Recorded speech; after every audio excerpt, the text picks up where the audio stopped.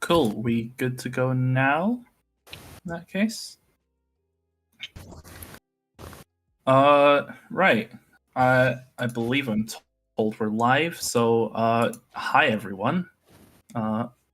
We are here for the long-awaited IUPS Summer Team Tour 2024 finals. At the moment, we have 4 games prepared. We're about to start off, I think, with the doubles right now. Is that coming on the stream at the moment?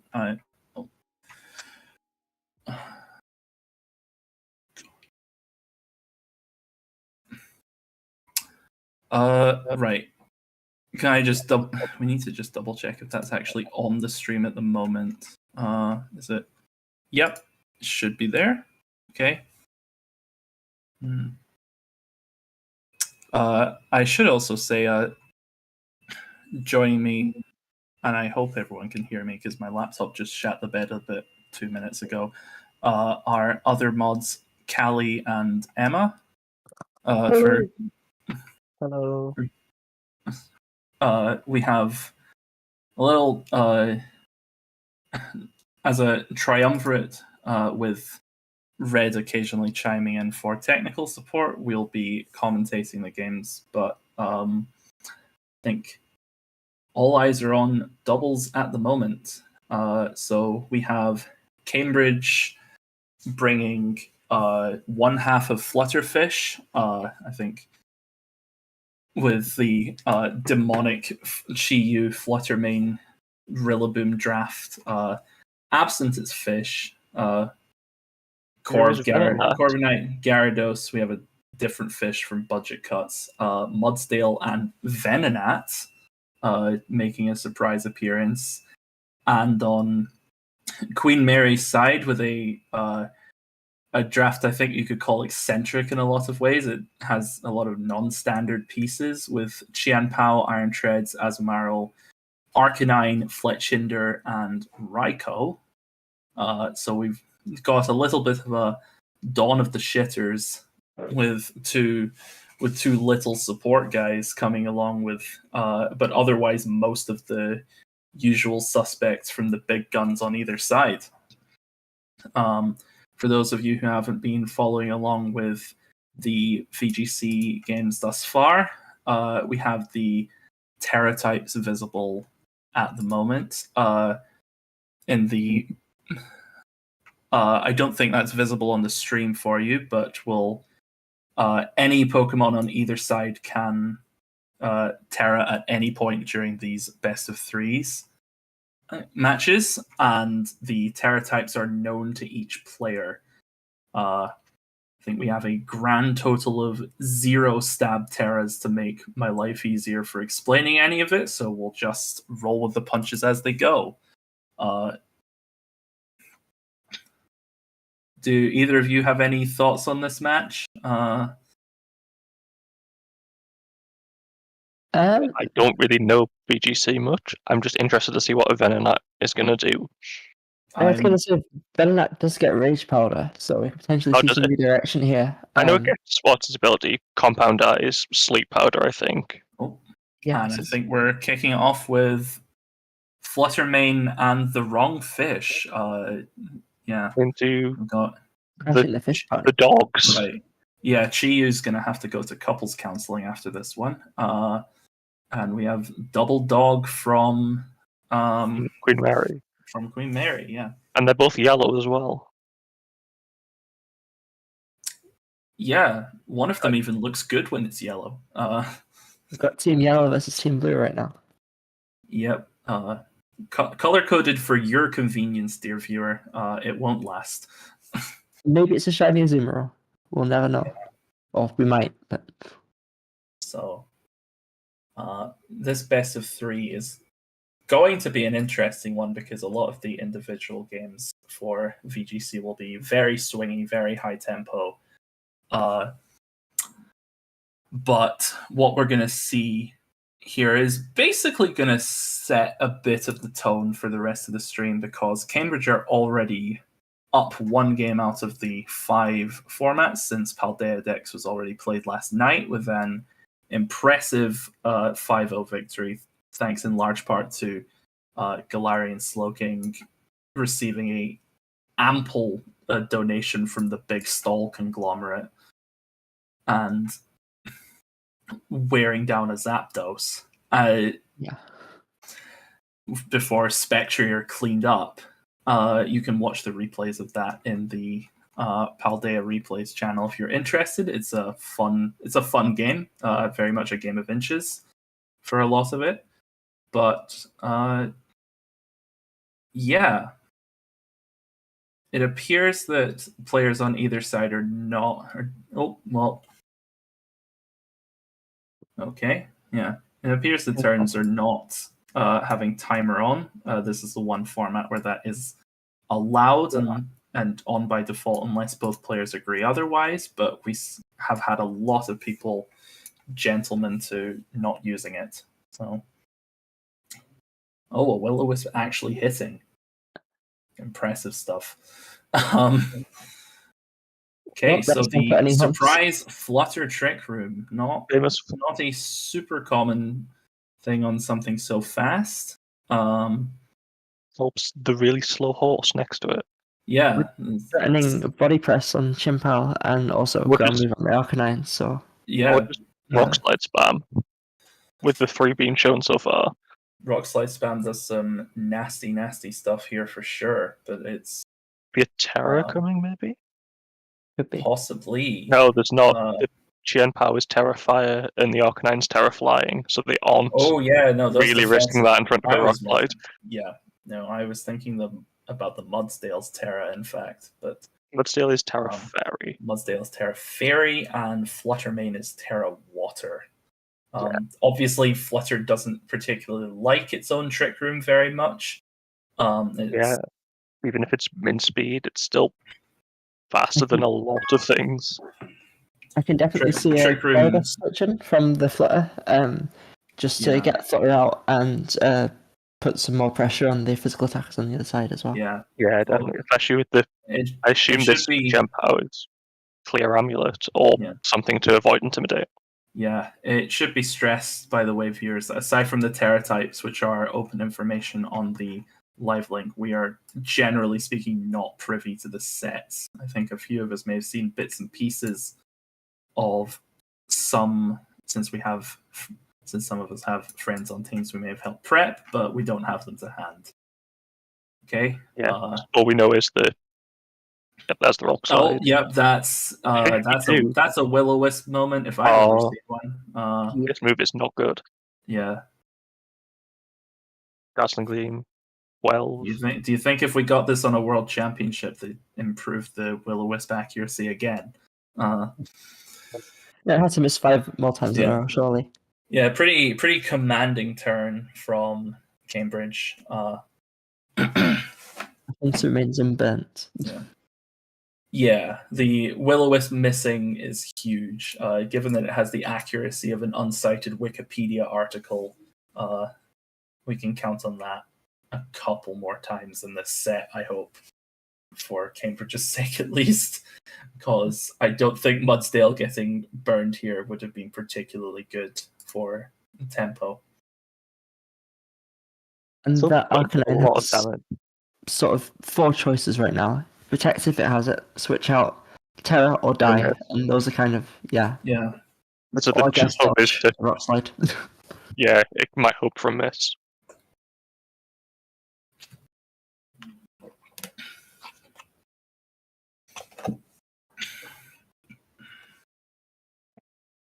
Yeah.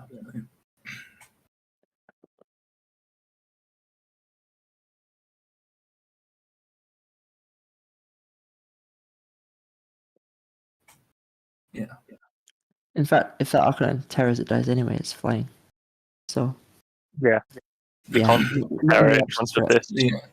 Arcanine not being Terra type like grass here is definitely a problem for it. The flying, Sword of Ruin is rough here as well because that affects the Arcanine. If I remember how that ability works.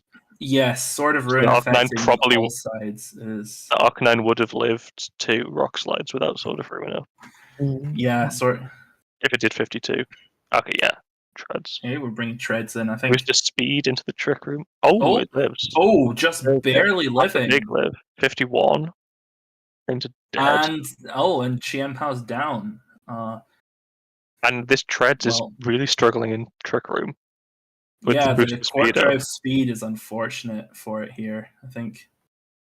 Trick Room Flutter proving to be a really strong bring from Cambridge into what's a very fast, aggressive composition. Yeah. I can see this Tread's terror next turn, to be honest, because I don't see any other way that you get the required momentum to swing this game around otherwise. Yeah, Azumarill being on the bench is pretty grim for Queen Mary in this set. Yeah. I guess Azu's probably there on the 6 for the Fluttermane, not the Fluttermane, the Chi-Yu. Because without it, that's a rough time. Yeah. With no Chi-Yu here, it's... Oh, definitely. Azumarill is a strong Pokemon into this match as long as the team deals with Rillaboom. But,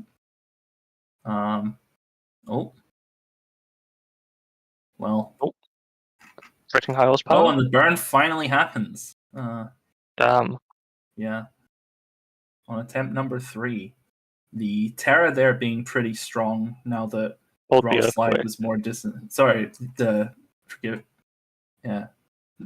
Terra being was good there since the Rock Slide was less incentivized thanks to Treads. Still have Terra ready. Yeah. The Gyarados have Terra Poison though, so there's a bit of a question here. Yeah. As well as to who's slower out of Gyarados and Arcanine. Because if Gyarados is slower, then there's the option to double into Arcanine to knock it out. Yeah.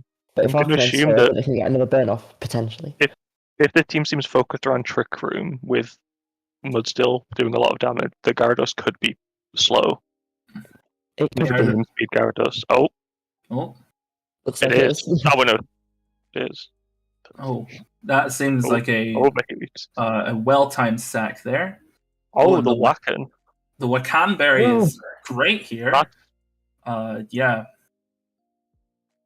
That's so quick. Now the Raikou can sack kill Gyarados. Yeah. With no Wacken. Oh god, the Venonat's here. The Venonat has been deployed. I don't know what this thing does. It hangs out and it bounces from side to side. We did still wonder what Cambridge's 4th Mon would be in this set. I was expecting Corviknight or the Rillaboom. This Venonat is Terra Dark. Yes. I assume is for the Chien-Pao, Sucker Punch, and various shenanigans. Honestly, more than that, since it's almost invariably utility, the immunity to prankster-based setup is possibly nice. So I'm not actually sure if they don't have a prankster mon, I don't believe so. I guess Dark is just a good defensive type. Yeah, on this team. I mean, it is a 1-pointer. If you Terra that, then that's between you and your gods. So we'll see how it goes. Well, the Gyarados has Terra Poison, which I guess now the Treads is down. Yeah, might live. Shadow Ball here. 47. Oh, it's only a -2. Ooh. Yeah, the Fluttermane sack proving useful there, and that's the Big Sleep. Compound I hope Ice. that was a Compound Ice sleep powder, or else It's 97% yeah, but Compound Ice. I think if not, damn. I think after the Will-O-Wisp luck proved so disastrous, I'd be very upset to find out if it was Tinted Lens here. I doubt it's Tinted Lens. I doubt it's Tinted Lens. There's not really an ability to run. It could be Runaway. I've seen it run. I've seen Tinted Lens run with Skill Swap before. I don't know if that's really useful here. I'm not sure it's that useful on this team, particularly since Fluttermane, one of your biggest special attackers, can't be skill swapped at all. Yeah. And Chi-Yu wants the Beads of Ruin to itself for its bulk. Yeah, Chi-Yu doesn't want the Venonat to have Beads of Ruin for when the Venonat then dies. I can still skill swap potentially into the opposing Arcanine or side skill swap into Gyarados, just to reset the Intimidate, but it's going to the... Oh, it has Terrored. It has, cool. Oh! Insult to injury right there. Another Sleep Powder? Yeah. Yeah. Wow. Yeah, okay. And that is a quick forfeit, and I believe we should hopefully have the stream move over into Game 2. UGC is the format you're allowed to forfeit in if a game is unwinnable, if you want to preserve everything else. Anything. We're hoping that we don't have formats, so I believe we're just trying to get Game 2 queued up.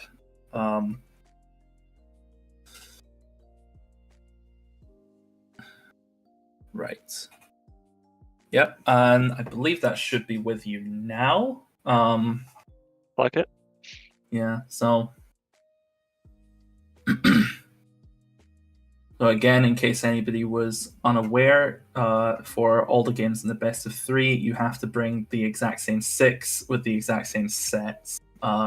This isn't like non-draft best of 3s for things like Smogon singles, where sometimes you may be allowed to change up your team. In this case, it's very much you're locked in with these 6 for the set, but yes, you can change which 4, of course. So this does mean that in a lot of cases there will be useful information to preserve, such as the more specially offensive Arcanine that Cambridge can keep in mind, and meanwhile Queen Mary will be wise to dealing with Trick Room Fluttermane. Yeah, that's been revealed. Yeah. Looking at the 2 months that didn't come on both teams, Fletchinder is a Tailwind. Yeah, Fletchinder does not have much razzle dazzle to it. Azumarill could be any of the 3 abilities. Sapsicker is for the Rillaboom, Thick Fat for the just wall of the Chi-Yu that isn't here. Yeah, the question of Azumarill's ability choice is a lot less of a foregone conclusion than it is in singles. It's not just huge power. Though huge power will still fairly consistently be a pretty strong option. Yeah.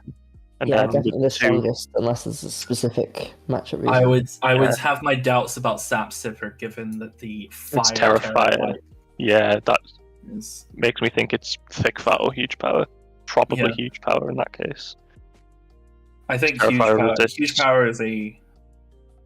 Thick Fat's a bit of a reach into this team. I don't believe they actually with the Terrifier that strong an ice. They don't really fire have. Alone is not enough. Yeah, and fire alone is not enough to justify Thick Fat by any means. Yeah, and then the 2 for Cambridge are the Rillaboom, which is presumably a fake out. It's monkey standard monkey set, and then Covenite, which probably Tailwind, although with Trick Room maybe it isn't. It can offer Tailwind support. It can potentially do more defensive things. Yeah, it could be and defense, set up, not die kind of thing. Yeah. It's Terra Fairy, so... I would expect some sort of taunt lead from Pekka. Yeah, whether that's Fletchinder or the Chien-Pao. Queen Mary to try and stop that Trick Room. Because of how much it did last time. And maybe Yeah, Cambridge's one big problem going into this game too is that they have basically revealed their engine. There's definitely a lot that Rillaboom and Corviknight could be hiding, but you see Fluttermane, Flutter and Venonat. That's what I was going to say. We've fake out on the Pedro side. Rage Powder Trick Room is pretty much guaranteed. Yeah, Rage Powder is Trick Room. Yeah, that's goes up for free basically here. There's Venonat, which I assume has Eviolite based on how little it was taking. I guess you can go for Slide Flinches from the Treads. Yeah. Or switch into Fletchinder from Raikou and go for a big Earthquake just to get damage down. But none of those are the best options.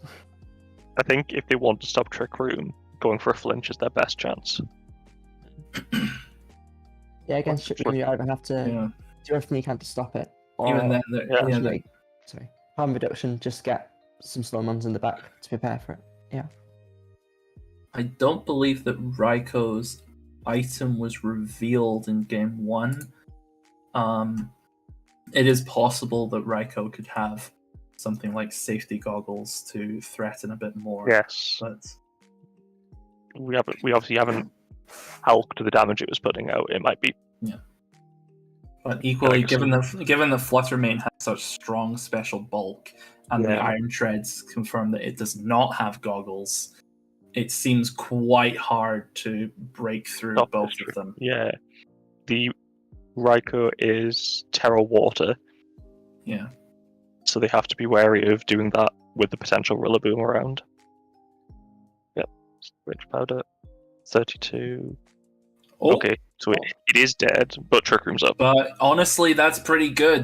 Venonat was pretty much dead weight the second turn 2 rolled round, and here is the horse.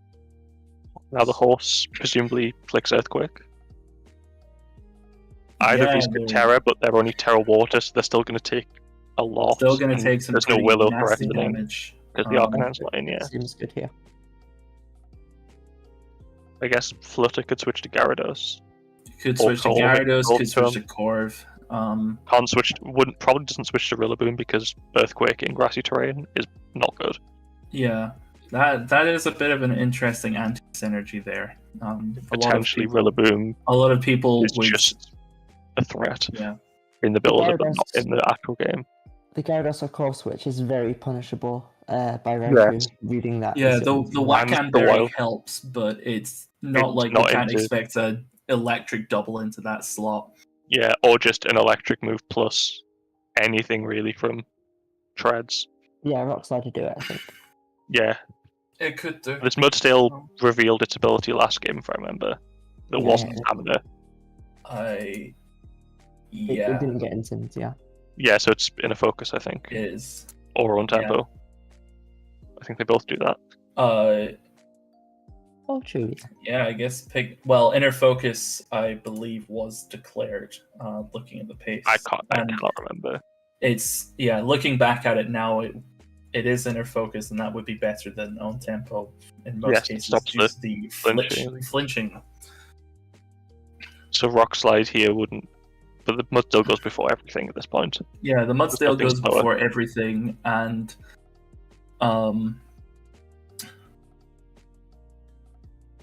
short of switching in a Fletchinder into a possible Rock Slide, there's not much defensive counterplay on Queen Mary's side to dealing with whacking out the Earthquake. The ball is very much in Cambridge's court on how they want to deal with their own offensive pressure. Mm-hmm.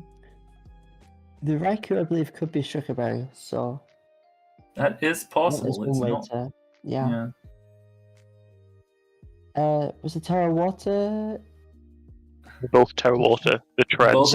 Both are Terra Water. The Flutter is also Terra Water, and the Mudstail is Terra Fairy. Yeah.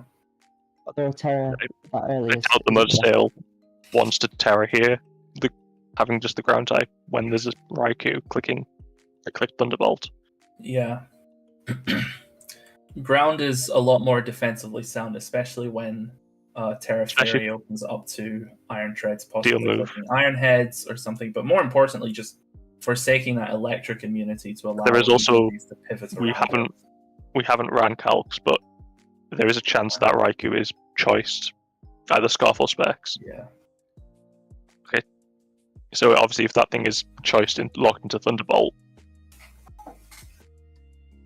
you might want to switch on the Mudstail, or it can go try and risk catching the Gyarados Corv, whichever one's in the back.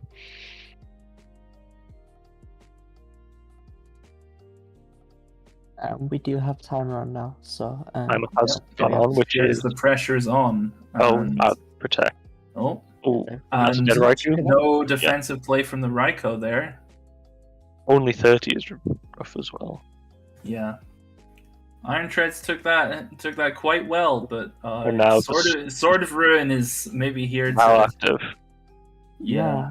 So I guess the hope is iShard is not killing this Mudstail from this range. Unless I doubt it does 70%. Mudstail's quite bulky. Even if this thing's an offensive Mudstail. I can only imagine it KOing if it's like banded or something, which would be I guess banded. But actually, there is a chance that the Gyarados the Gyarados can just come in to intimidate. Plus Earthquake. Earthquake's just killing everything. Oh yeah. Oh! It's a slow Flutter Mane. That is slower than the and Terra's gone, so Mudstail just clicks Earthquake. Mudstail just clicks Earthquake. Was doomed there. And this is over. Yeah. I think that is. Oh, didn't kill. Oh. Doesn't matter. And the Lumberry. Yeah, and that was a decisive win con in Mudstail there, cleaning that up, and that is now Cambridge up 2 games. So for those of you who are hopefully keeping score at home, Queen Mary are not out, but they will have to win all 3 of their remaining games to hold down the fort here.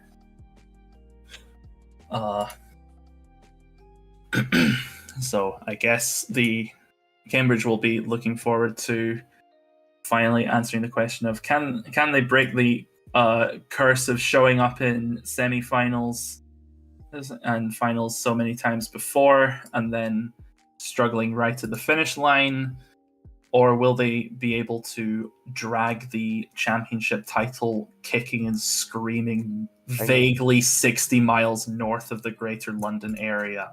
We're moving slowly north. Eventually, it will leave the south. Yeah, so those of you who haven't been familiar with the last 4 years, this tour, this is now our 4th year. The first 2 were won by UCL and KCL, so both kind of London-based unis. Yeah, both London-based unis. London has a very, very strong showing with multiple unis that have good camaraderie in every tour. Last year, the Bristol Bloomers took the crown, moving the golden medal slightly west, but not as northward as many people outside London may have hoped. But is London going to pull it back for another one, or will Cambridge get lost twice in the finals? I believe twice as well. Before, and they've never had a bad showing in any tour that we've had. But that being said, even staring up 2-0 right now, they've been in this situation before. Bristol were able to pull it back from this position with a reverse 3-0 in their final 3 games, I believe. Yeah, what we're looking at now is either finally a Cambridge victory or a very exciting reverse sweep. So, yeah, good times. Yeah. You can see that Sakil has listened to Nightcrawler by Travis Scott in preparation. Thank you very much, Discord, for that information. Yeah, Queen Mary may look down, but we've seen this song and dance enough times to know that they are far from out. The next format, I believe, is Little Cup. Oh, my favorite. Which is a format I actually know about, rather than VGC that I don't. will So pass over to you two to take point while we watch small children Pokemon enact violence against one another. My favorite format. Yep. Violence is imminent. The challenge has been sent, so we're just waiting for the link, and we'll get on the stream. Do you have a link? We do. The link is there. We should be able to get that up on the stream for you shortly. I believe that Little Cup, I've just been informed, is the format that in the last 3 years has been the one that decided who wins each time, whether through Game 5s or through...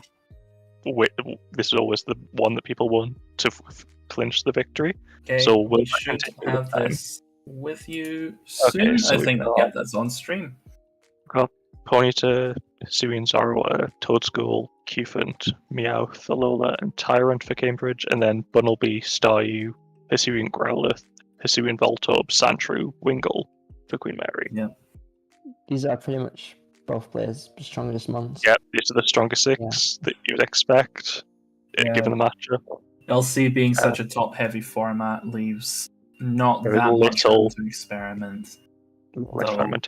We are seeing... I won a game with a Yamask earlier, so it's entirely possible. Yeah, and we are seeing Cambridge's team who did bring a Cosmog to one game. Not a game that mattered to decide a week, but it wasn't. The Cosmog was here. Yeah.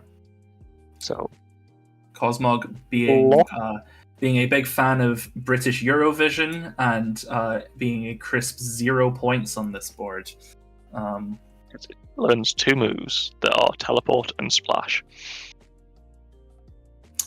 I see that a lot of speed on Queen Mary team. Not that the Terra types particularly matter for Little Cup, where Terra is extremely banned. But for those of you who can't see it on the stream, Queen Mary have made every single one of their Pokemon Terra Dragon. Whereas the Cambridge is just the default Terra types. Yeah, default Terras. No song and dance. We're just here to close it out. Rolling Meowth against a Hisuian Voltorb. Voltorb, one of the few things that is base 20 speed, if max speed in Little Cup, and actually faster than the Meowth. But we are seeing fake out pressure here, so... yeah, Meowth can definitely click fake out. Depending on how much... But it has to be wary of static from the Voltorb. Yeah. Getting this thing paralyzed would be quite rough. The Basil Brush nickname may be a little bit of nominative determinism, side to boom, as it were, but... Sadly, Hisuian Voltorb cannot use Explosion in Little Cup because it learns it at level 48. What the fuck is this format? I know this because when I played this Queen Mary person in a game that didn't matter, they tried to bring Explosion, and I also brought Explosion because it was funny. Well, Explosion is pretty funny. Well, parking that nominative determinism for a little bit. The fake out pressure, the Voltorb, I assume, is... The Voltorb either wants to just Volt Switch out or hard switch if it thinks a Toadschool's coming in, because Voltorb can't really do much to Toadschool. It doesn't learn Signal Beam as far as I remember, which is the one thing Voltorb normally learns. Voltorb learns. Yeah, because Signal Beam's not been in any game since Gen 7, so this one does not get it. Voltorb is a newer Pokemon, is a bit shit out of luck. Yeah, it's very good with its speed tier, though, being faster than, everything. Yeah, I would be assuming there is no Scarf, which in Little Cup there is almost always at least one Scarf on a team because of how important speed being fast is. We could also be seeing a Leaf Storm just straight out the bat here. Yeah, it could just Leaf Storm, I guess, because Toadschool is neutral. And you can just... Scarf Cat! Scarf Cat with Sludge Bomb. If that Voltorb is Eviolite, that crit probably matters. Because this Meowth's special attack isn't the greatest. Well, there is also the possibility this is the Zorua, because I think that also learns Sludge Bomb. It may do, I think. And I'm not. And Meowth, I think, also might learn it. So let's check that. Either way, that crit might have. No, the Meowth does not learn that, so that is confirmed That as is Zorua. Yeah. Yeah, which means the crit mattered, because that is, if people watching don't really play Little Cup that much, there are really 3 good items, which are Choice Scarf, Eviolite, Berry Juice, occasionally Life Orb. So you can quite often expect that it's just those 4 items. There's also an item clause that you can't have more than 2 of the same item on a team. Yeah, otherwise Eviolite would Otherwise it is Eviolite everywhere. So if this, we know that this, whether it's the Meowth or the Zorua, we think it's Zorua, is Choice Scarf. There can only be one more, at most one more Choice Scarf on the Cambridge team. Yeah. And Hisuian Zorua being one of the strongest Pokemon on the board if you go strictly by points, though I think quite a few people have been saying this year that it didn't live quite up to expectations, including Hazel herself. It's definitely in its place on this team already. I think it's locked in and decided it wants to make a name for itself. Potentially well disguised as something that would obfuscate making a name for itself, of course. So questionable PR campaign from Hisuian Zorua, but hard to argue with results. Yeah. So what I would expect is a Sandshrew to come in, or potentially Hisuian Growlithe. But most likely the Sandshrew is probably Eviolite or Berry Juice. Sandshrew typically likes those 2 items.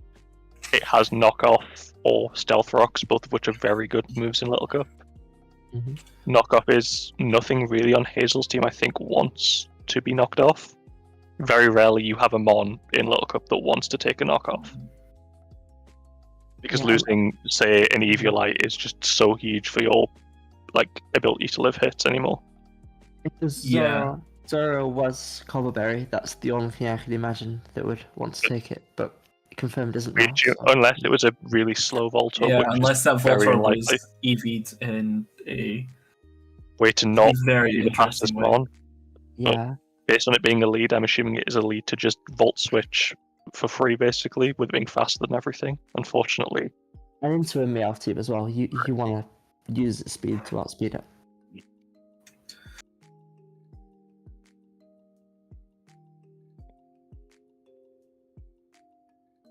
And that is the Sandshrew in.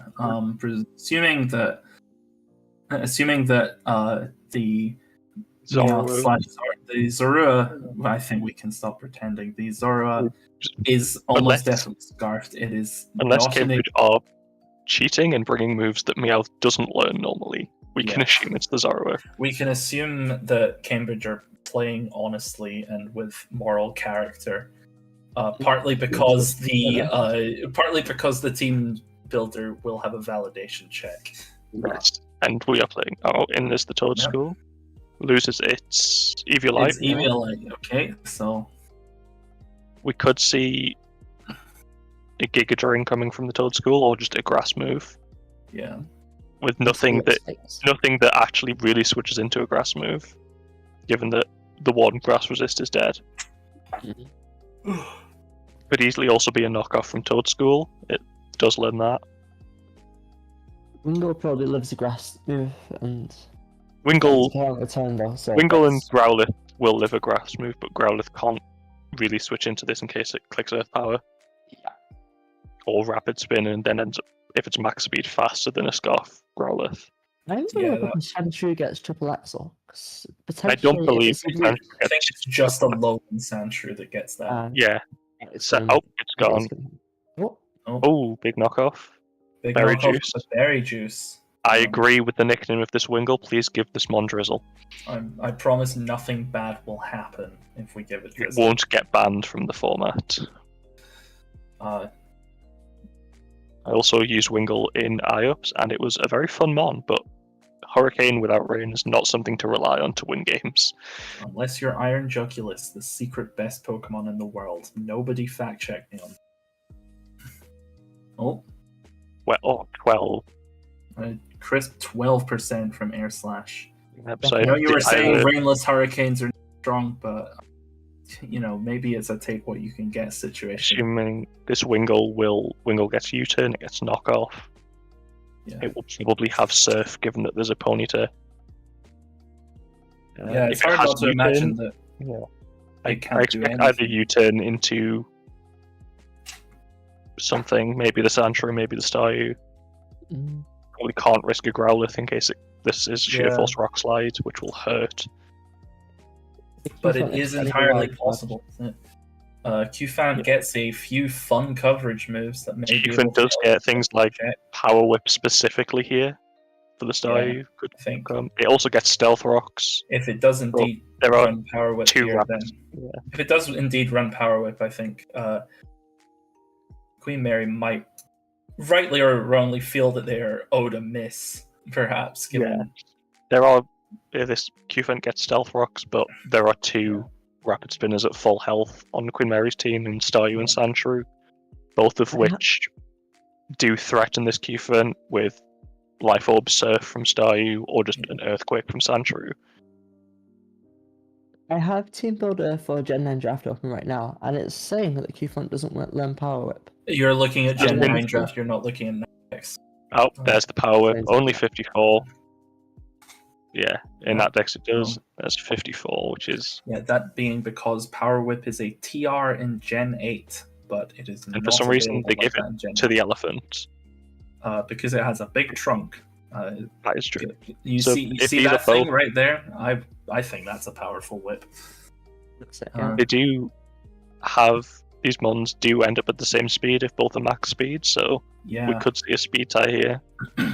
Little Cup being somewhat notorious for its potentially game-deciding speed ties in a lot of cases. They are massive, which is why, again, Choice Scarf is such a good item.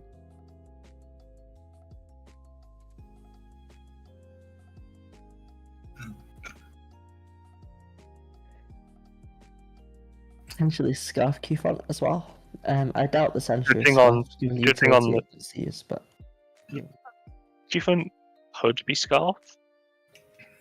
It's not common. It's still quite a nice matchup here with its coverage of Power Whip, Rock Slide, Earthquake.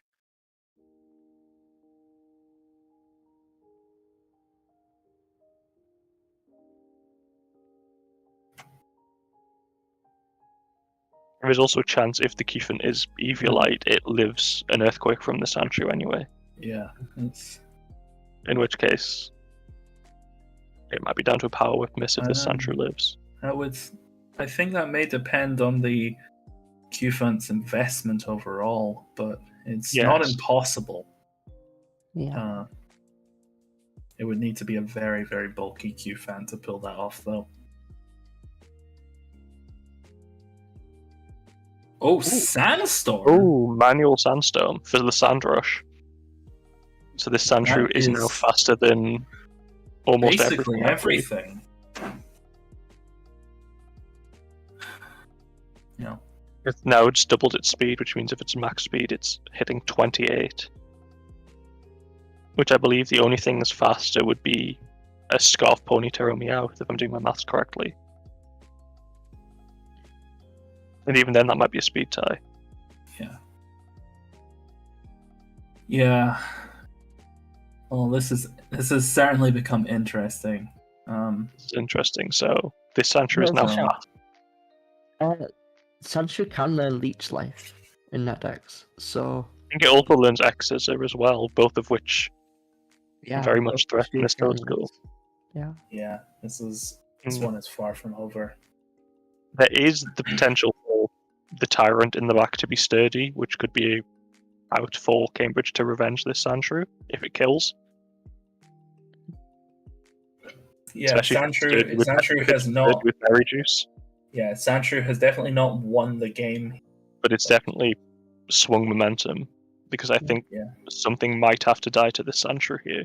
Yeah, unless Toadstool is able to tank something. I'm assuming that Sandshrew has a move that is super effective on this Toadstool. Which seems now it's lost Eviolite. With the Toadstool, go for a few minutes. I'm sorry. Okay, right. We'll see you when you're back. See you soon.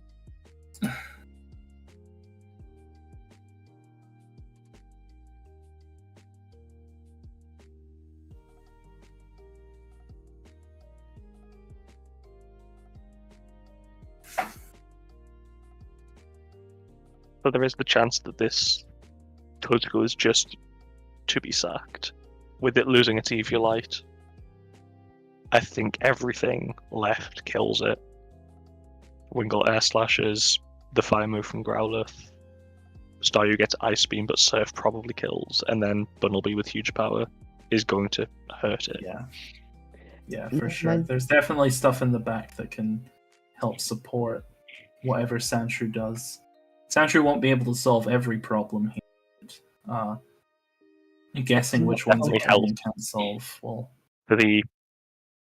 presumably for the fast Wingull with 19 speed in the back, presumably Choice Scarf Growlithe, because that's often its best item to run. Yeah. I am back. That was not a phone call. That was just a text message that I was getting jumpy over. So I am here for the potential Sandshrew sleep. Yeah. Consummate professionalism on the stream here.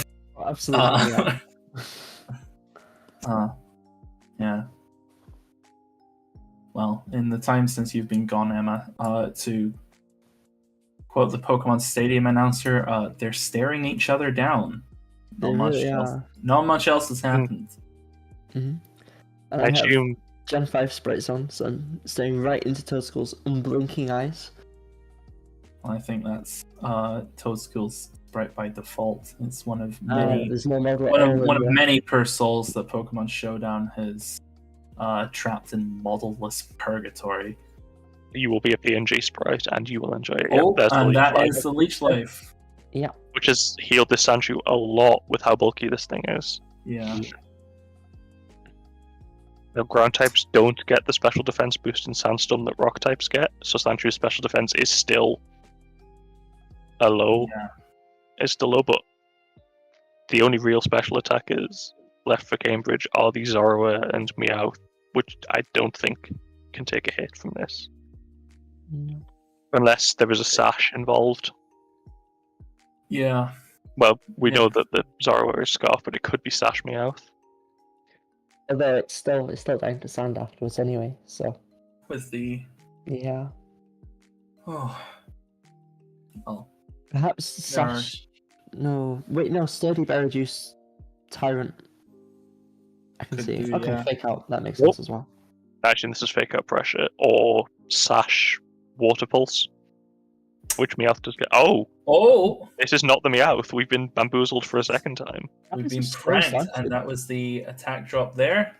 This Malice is a guaranteed attack drop. Yeah. That is not a roll. Sometimes I think it's like 30 to 50%, but no, that's pretty good here.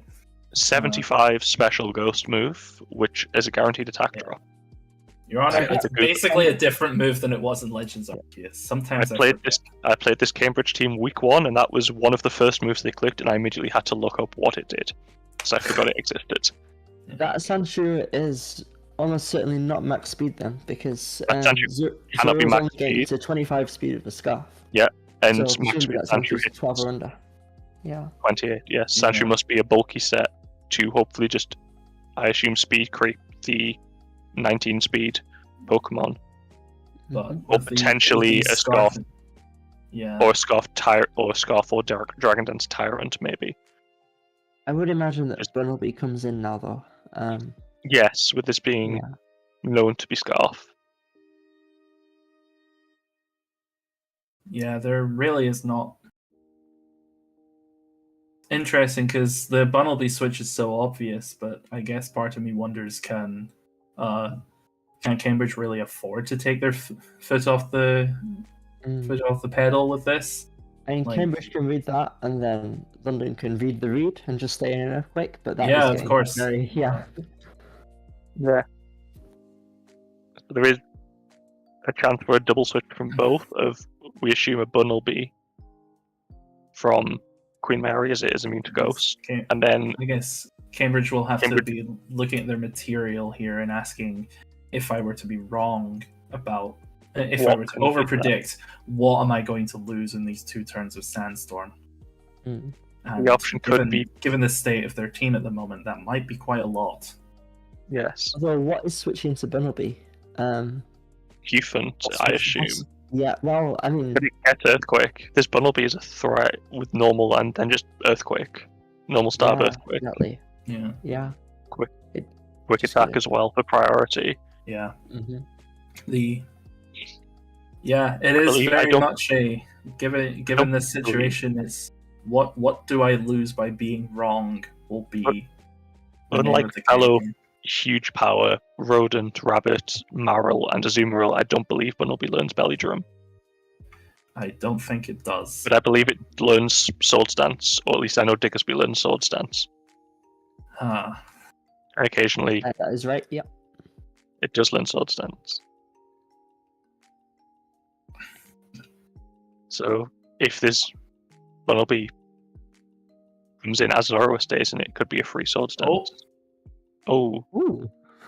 The knockoff there is an interesting pick. And that appears to be the genuine article. It was Life Orb. Yeah. There's fake out pressure from this, which will also get rid of Sandstorm, unless this is whatever the Smooth Rock. Yeah. Many illustrious drafters who prepare for a more balanced style may call Life Orb the bad item, but not here. Anyway, they don't have to worry about it. Yes, there could be a fake out here. But yeah. I would imagine that's why you switch. If the Sandshrew, I assume the Sandshrew is not Smooth Rock, because that would be a very weird one. It could be though. But if it's not, then fake out will mean the Sandstorm ends and Meowth is back. It depends on faster. the Bitter Malice count. It's Intimidate. Intimidate's interesting. So it's not Rockhead, which means it might not have Head Smash or Flablets.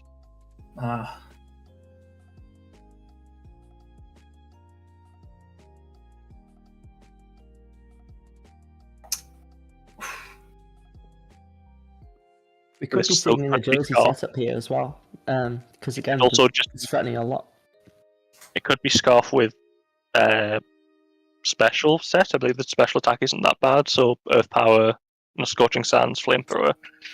Could also be Flame Charge, Rock Blast. Oh, it's Stealth Rocks. Oh, the rocks?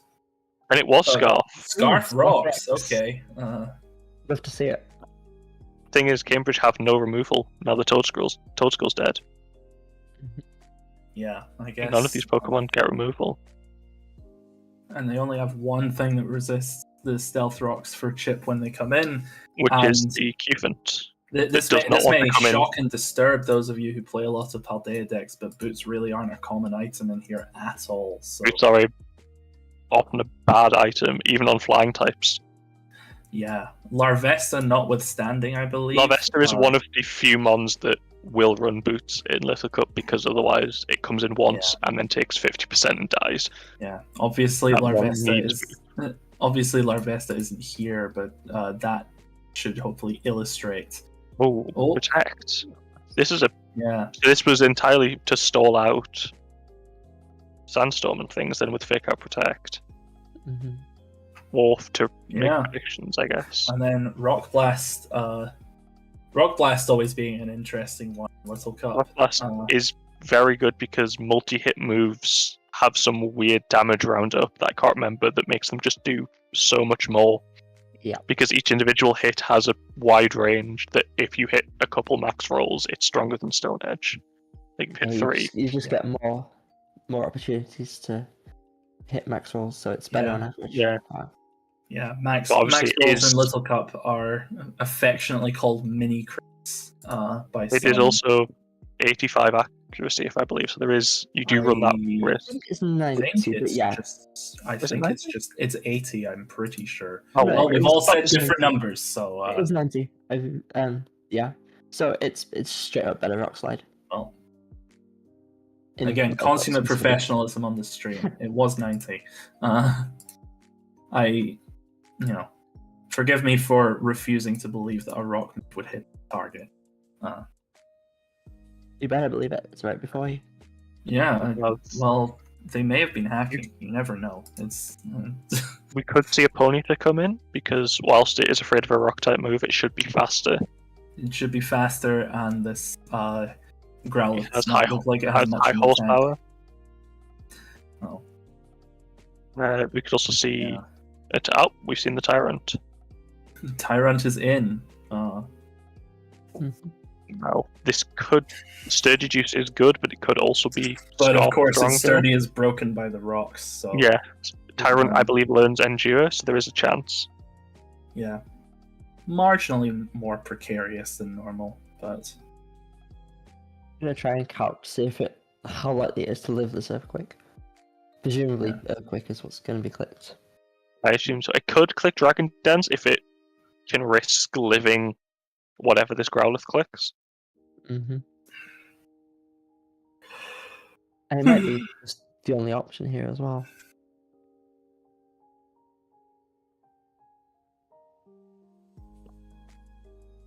You're sensing Tyrant, presumably that's what you think has the most chance of living, so you got to go for game, you know?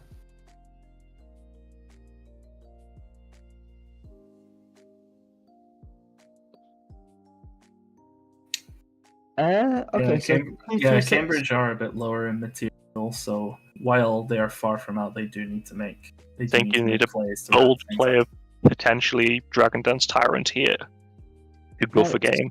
2/3/6 attack, Hisuian Growlithe, which is max attack because little copy Bs, needs the mini crit roll to Oko uninvested Tyrant. So, Berry Juice Dragon Dance is definitely a play here. Well, where there's a will, there's a way in LC. So, yeah, just because it relies on the mini crit. Oh, this combat. Oh, that is more base power. That is stronger than E. Yep, I forgot it learns close combat. The thing is, Hisuian Growlithe does not learn extreme speed. Oh, this is not the Q-Fund, we have to remember. Yes. I was about to say Scar Q-Fund. Yeah. This is the Hisuian Zara, which I get. Terra Blast is its strongest normal stab. Yeah. So I guess if -1 Growlithe dies to Terra Blast, it can just click that. Yeah. There's a chance. There's not really much that can come in. Oh, I'm going to calc that again, because... Particularly if it's a more... With an offensive style. Defensive... It's more offensive for the Scarf.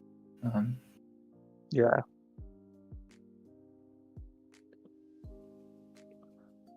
It looks like it's doing 21 to 30. So... Ooh, actually, maybe not then. Not sure. Are you accounting for the -1? I am, yeah. Oh. That's against 36 HP, no other investment Growlithe. I think we may be looking at different, personally. Oh, I'm not looking at Hisuian Zora. Consummate professionalism, as always. Yeah. Yes, you get the stab on it. It'll presumably be a roll because of how big the damage rolls in Little Cup tend to be. So in terms of items that have been revealed, we're assuming based on the crit mattering that Voltorb is potentially Eviolite? Good chance it is, yeah. This Sandshrew often is Eviolite if it's not Berry Juice. We know the Wingull was Berry Juice, we know the Growlithe was Choice Scarf. So Staryu typically Eviolite, Life Orb, or Berry Juice. Yeah. Scarf it could be, but it usually doesn't want to. Bunnelby, I'm not sure about.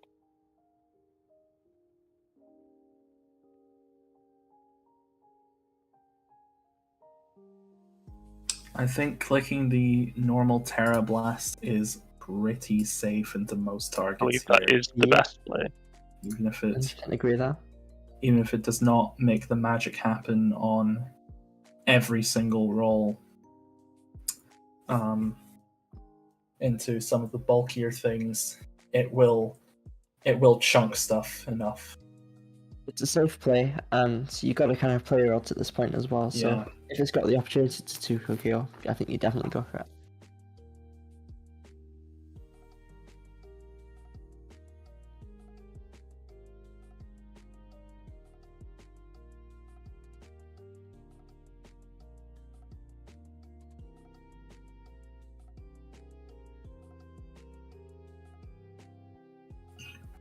Yeah, it's hard to believe this is only turn 15 already. We have there's been quite a lot of turns like the turn already. Oh, and that's Wingull coming in. And is Wingull out? That is Wingull gone, which Yeah, is nice. Wingull for feeling Ponyta. like the sack there. You call it visit, you know? Yeah, I'll see myself out. So I assume the Growlithe can come back in now. The Growlithe is suddenly looking a lot safer, I believe. Yeah. That is. I think it This is is a crit, now actually, at the no, point where it's.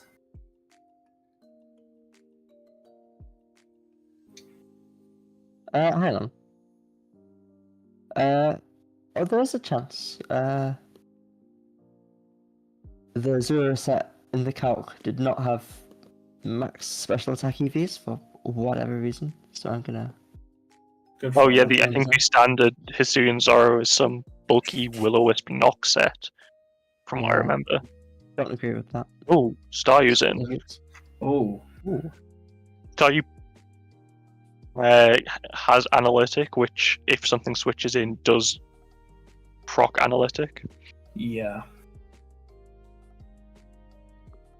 Oh. And oh my god, it was a Zorua the whole time. Who could have foreseen this?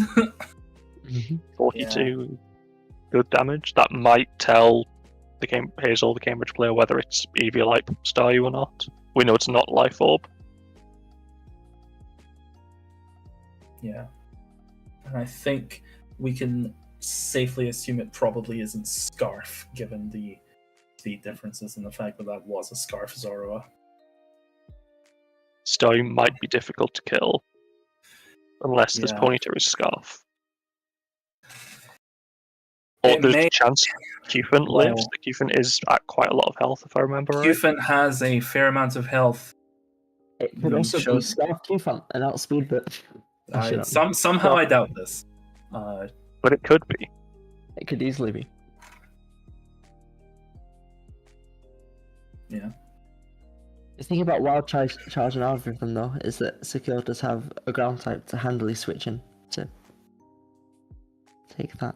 Yeah, so that ground type is neither fast nor in a position to take advantage of a hard switch in to go for game. Mm-hmm. But it might be the better sack than Staryu at this point. Probably. I think Staryu is going to be Queen Mary's main hope. Aside from the back pocket Bunnelby. It's Growlithe can absolutely do something with Intimidate to put Cambridge in a bad position. But the Sandshrew, other than being a sack, may struggle to achieve much right now. Yeah. So a standard Ponyta Flare Blitz into an uninvested Staryu will KO from this range. However, I would imagine it's invested. I'd imagine it has will probably be bulky. Yeah. Speed tie could depend on. It'd be a speed tie, yeah. It could be a speed tie. You could have an item on the Ponyta to secure the KO. Could have lots of things. Yeah, we may say a not bulky Staryu, but as the nickname kindly reminds us, no, this is Patrick, and we may not know what Patrick's defensive capabilities are here. This is true. I'd imagine it's max speed, so that's going to take some out of the investment. Yeah. Yeah, this is a tough switch in for Cambridge, I think, because it's hard to envision a world where they don't rely on both of these two remaining Pokemon. Could be Scarf Ponyta. That is possible, but it would be... Which gets Wild Charge. Mm-hmm. Yeah.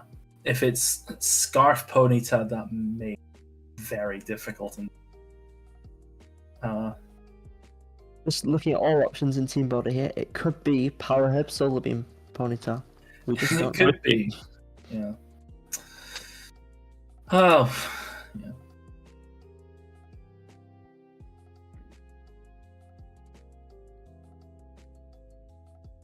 Sunny Day could be quite interesting, actually, if it wins the speed tie. So they do live the surf, hit the solar beam.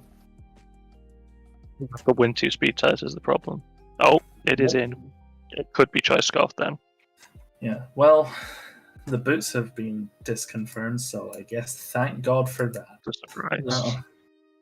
I think if this loses the speed tie, I believe this game is over. I don't see how the Q-Front kills everything left.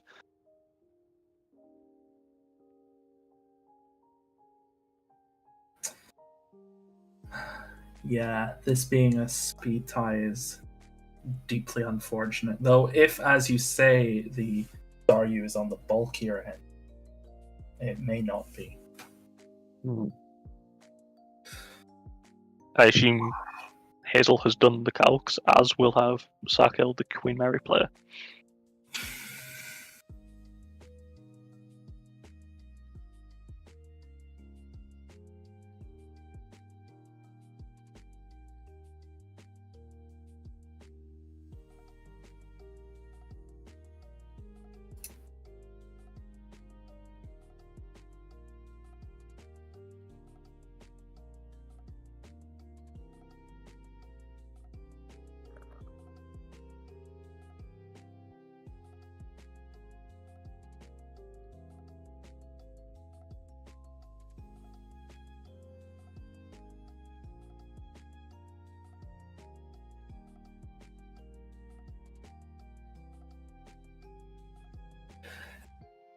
Yeah. So this is potentially just a coin flip. Yeah, these are both essentially. max speeds. Neither of them are Scarf. Even if they are both Scarf as well, then it could just come down to. It's unlikely. Well, if it's If it can't Scarfed, it would have likely outrun the Scarf Zorua, which it didn't. Oh, true. Yes, it didn't. Unless it was a slower Scarf for whatever reason. But yeah, though a turn like this may feel like a bit of dead air while we wait for people to pick their moves, this is, we've said it a few times, but this feels like the turn for the turn of the match. Yeah. Or at the very least, it is the turn where Cambridge will, if it goes wrong for them, have to start looking at games 4 to 5. Which are PDEX followed by NatDex. Not PDEX, low tier followed by NatDex. Yeah, slightly more stable formats than Little Cup. Yeah. We can at the very least confirm with 100% certainty that this is a turn of the match. Yeah, specifically the 17th one, but even that is up for debate. Zorua could have done anything with divisions. Yeah. Zorua could have made friends with Celebi. Be completely messy with the turn. Well, that was the other form of Zorua.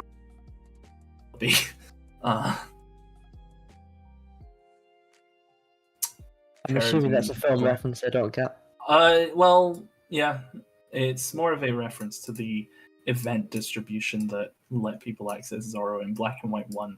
Hisuian Zorua being more of a revenant seems not to have not been privy to that.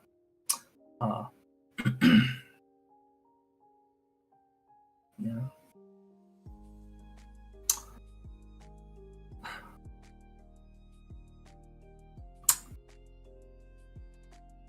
So what's your favourite Little Cup speed tie? 19-1's up. I'd say the friends we made along the way, but,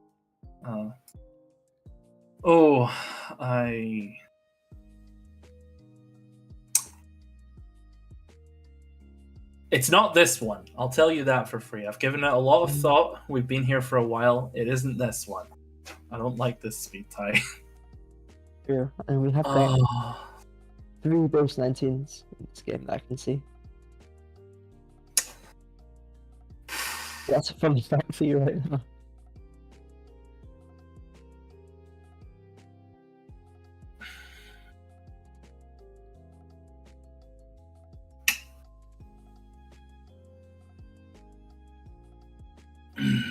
Yeah.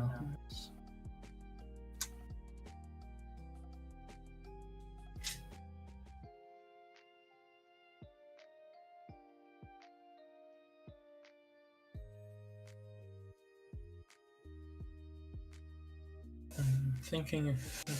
I guess it's worth probably thinking, how does Cambridge try to close out the game from this position?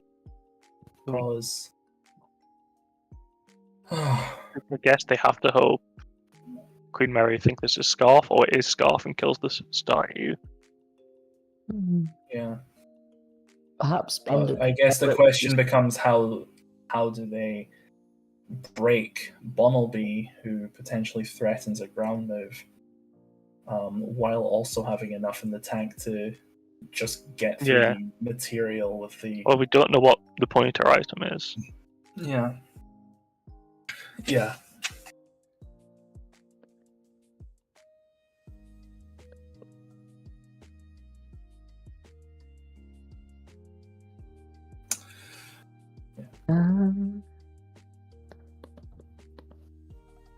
Banded Rabbits does have a chance to KO that Growlithe from that range, so that is a potential out that Banded Rabbits could just sweep right now.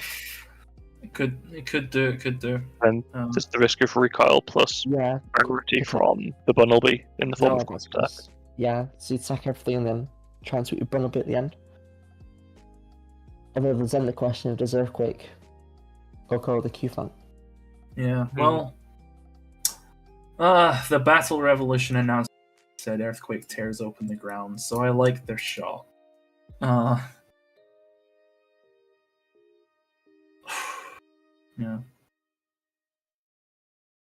I think what else we can analyze. The Ponyta is shiny, whereas the Staryu is not. So how will this affect the meta? A slight advantage in the speed type. Maybe the Ponyta has Pokérush. Do you think that could be game changing?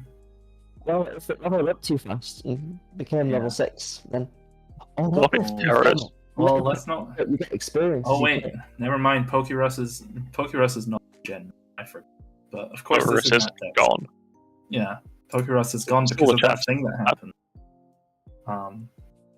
Well. It might be Scarf then. It might be, or that may have. Or it wins a speed tie. Or that may have been the luckiest coin flip seen since the end of the Dark Knight.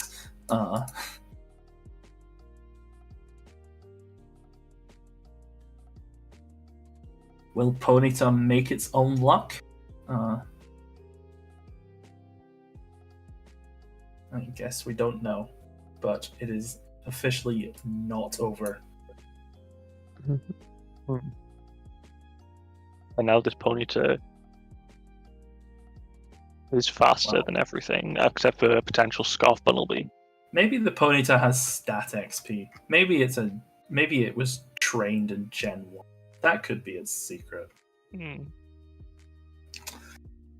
mean, there is a chance that Scarf EQ Bunnelby Scarf EQ Bunnelby could just win on the spot, but I think the lack of firm decision making here is telling. If Scarf Bunnelby won on the spot, then we would not be waiting on the switch in right now. I feel. Yeah, so it mustn't be Scarf then. Although the whole final on the line, it could have taken a minute to calc. Checking that it can. Oh, that was expanded to me. Oh, it's Life Hub. Oh, never mind. Yeah. Can't see that professionalism, as always. Yeah. But now I believe it clicks Earthquake and the Q-Fin dies.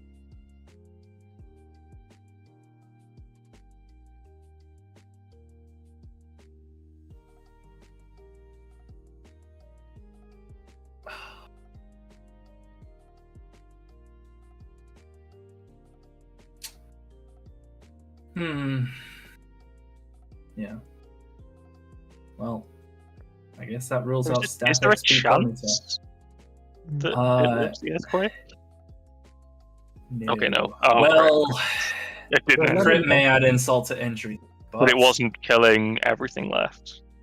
It wasn't. No, it just did not have enough in the tank. Not to deal with Growlithe at the very least.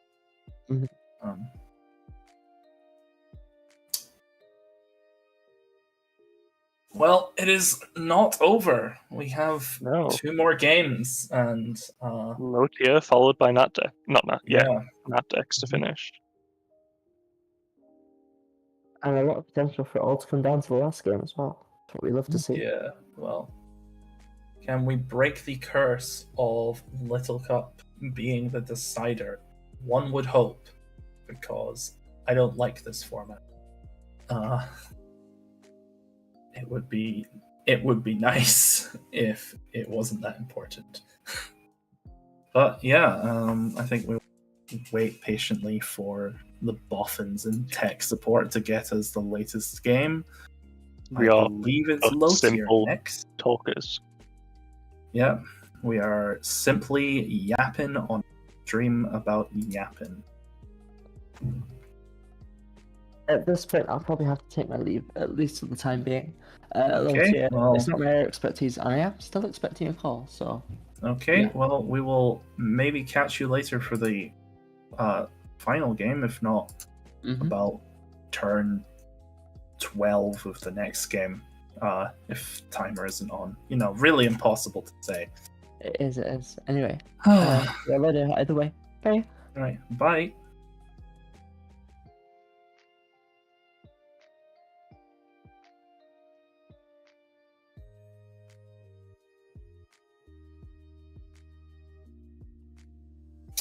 So, I believe we are back to the start screen. I believe we are. You know, well, at least there's nice weather today. The sandstorm notwithstanding. At least where I am. It's nice for me as well. I've got my blinds closed though.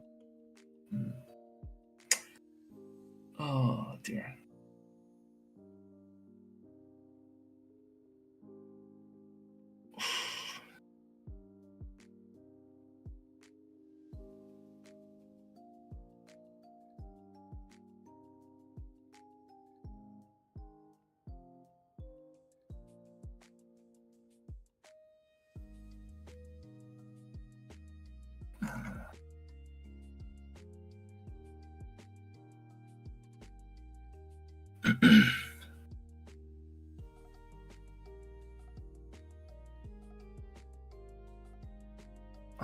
I think is that a ping? The game.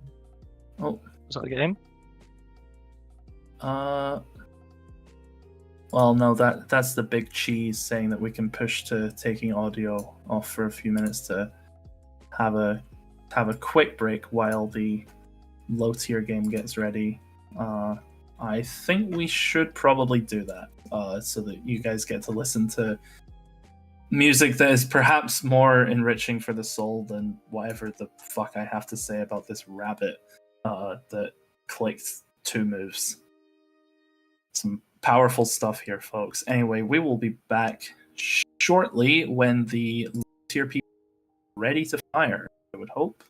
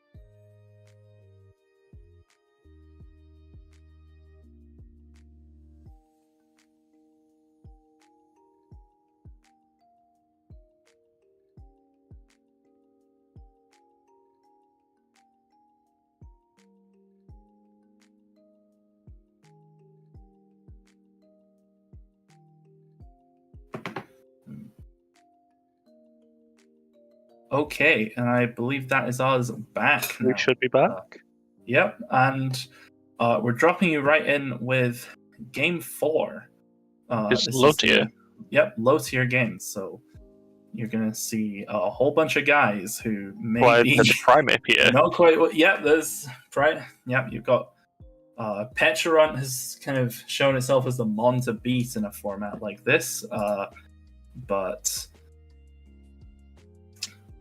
I believe we have given the go-ahead to them to say that they can get started if they want, because we had this queued up about 30 seconds before we got the stream up and running. It's ready.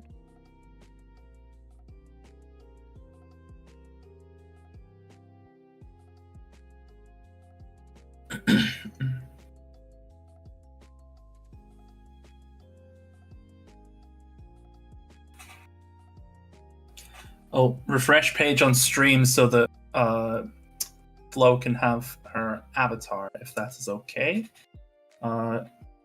Red, could you make the magic happen with that, please? Oh. The game has started. Yeah, I think We have Primate staring down a Rabombi.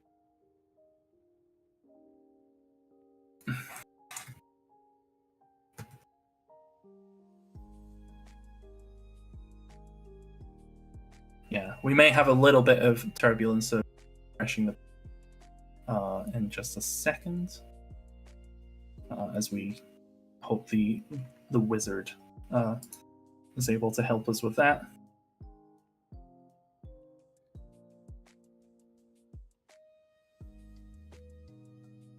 Nope. Eel. Should hopefully be it. Oh, we might. I think Flo may be without the source of her power, but we'll see if hopefully that changes. We had a riveting double switch turn one. I don't think Primeape and yep, there we go. I believe that is the Flo's back. illustrious lab coat Sonya.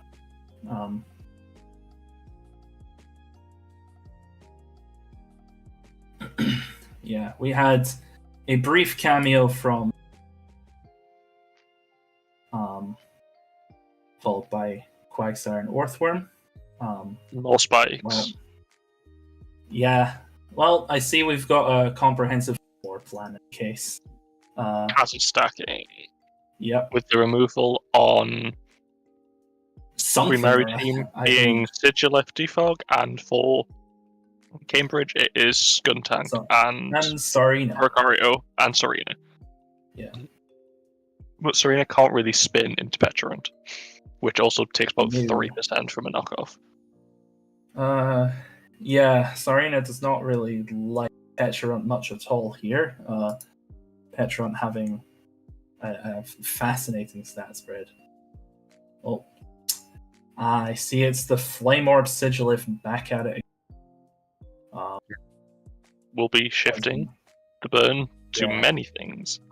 Yeah, Sigilif having an interesting piece of tech that we've seen once or twice here, where it can recreate a Will-O-Wisp in the aggregate by it not missing. Yeah, using Psycho Shift to move burns from itself to its targets, which it inflicts on itself. Magic Guard helps. It doesn't take it from the burn, and it doesn't care about stealth rocks. Yeah. And it also means that it can't be inflicted with other stages, such as paralysis immediately and sleep. Yeah. Quagsire does not seem to give that much of a shit, given its boding expression. Yeah.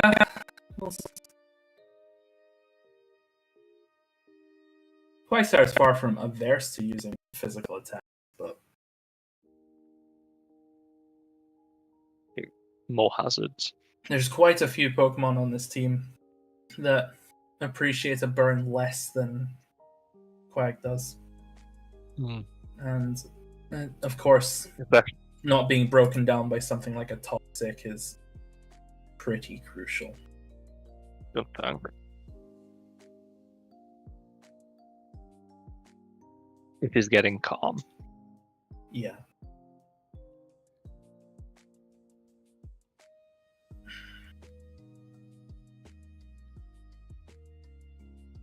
Yeah, Skuntank being one of quite a few solid bulky poison dark types, and one that I think has done pretty well for itself in low tier, if I recall rightly. It's a solid one, yeah. Yeah. Strong defensive type combination. If it is indeed a physical, Skuntank often is. It is pretty terrified of. It does not want to take burn by way of Psycho Shift, but could be special. This thing does get nasty plot, and not awful physical special moves. Specifically, Dark Pulse, Flamethrower, Sludge Bomb.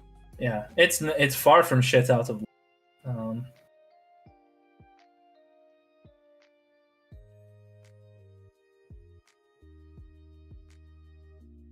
Psycho Shift cannot miss is the thing. Yeah. Oh, and that is indeed a specially offensive special. Skuntank. Yeah. Which I guess is why it's come in fine on this. Yeah. But it is slower, so it does risk being, I assume, Air Slash is the Sigilif's attack of choice. Yeah. The set is typically Carmine, Psycho Shift, Air Slash, Roost. Yeah, the burn is not a crisis here, thanks to the Black Sludge offsetting the chip damage with that recovery. The flinches from Air Slash, which might start doing a lot with Carmine. Yeah, the flinches from Air Slash make this a scary place to be. But nothing particularly wants to come in, unless the Quagsire is unaware. Of course, since Sigilif is boosting defensively as well as offensively, Skuntank absolutely has the potential to get away with it in a boosting war, but can it risk that in the face of Air Slash flinches? We will have to see.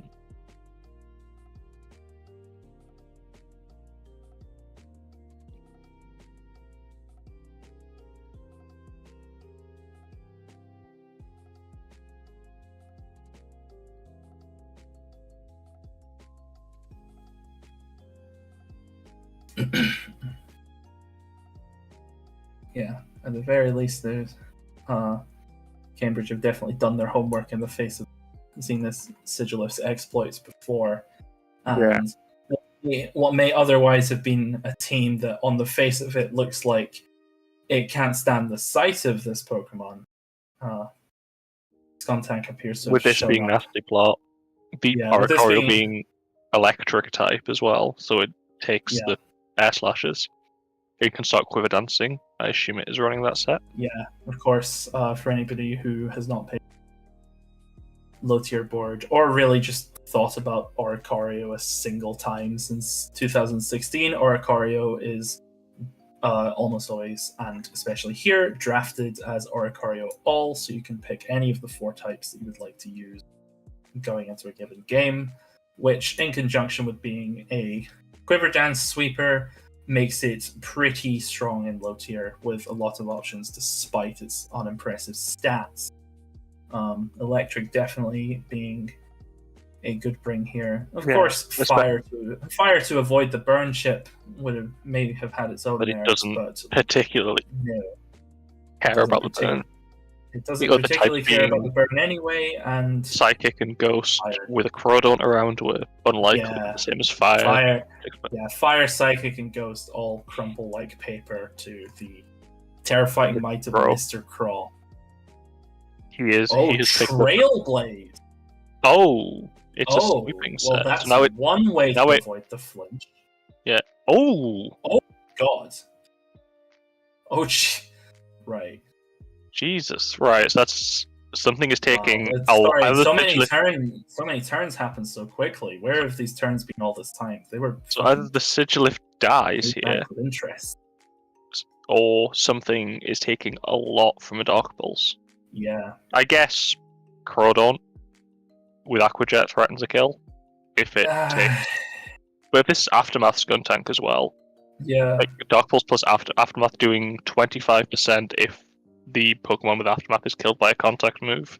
which basically most of Crawdon's moves are, unless it's a special set, which is weird. But I've definitely seen it being used before. Less so here. It's more usually for like Fizz Def grass types like Tangrowth.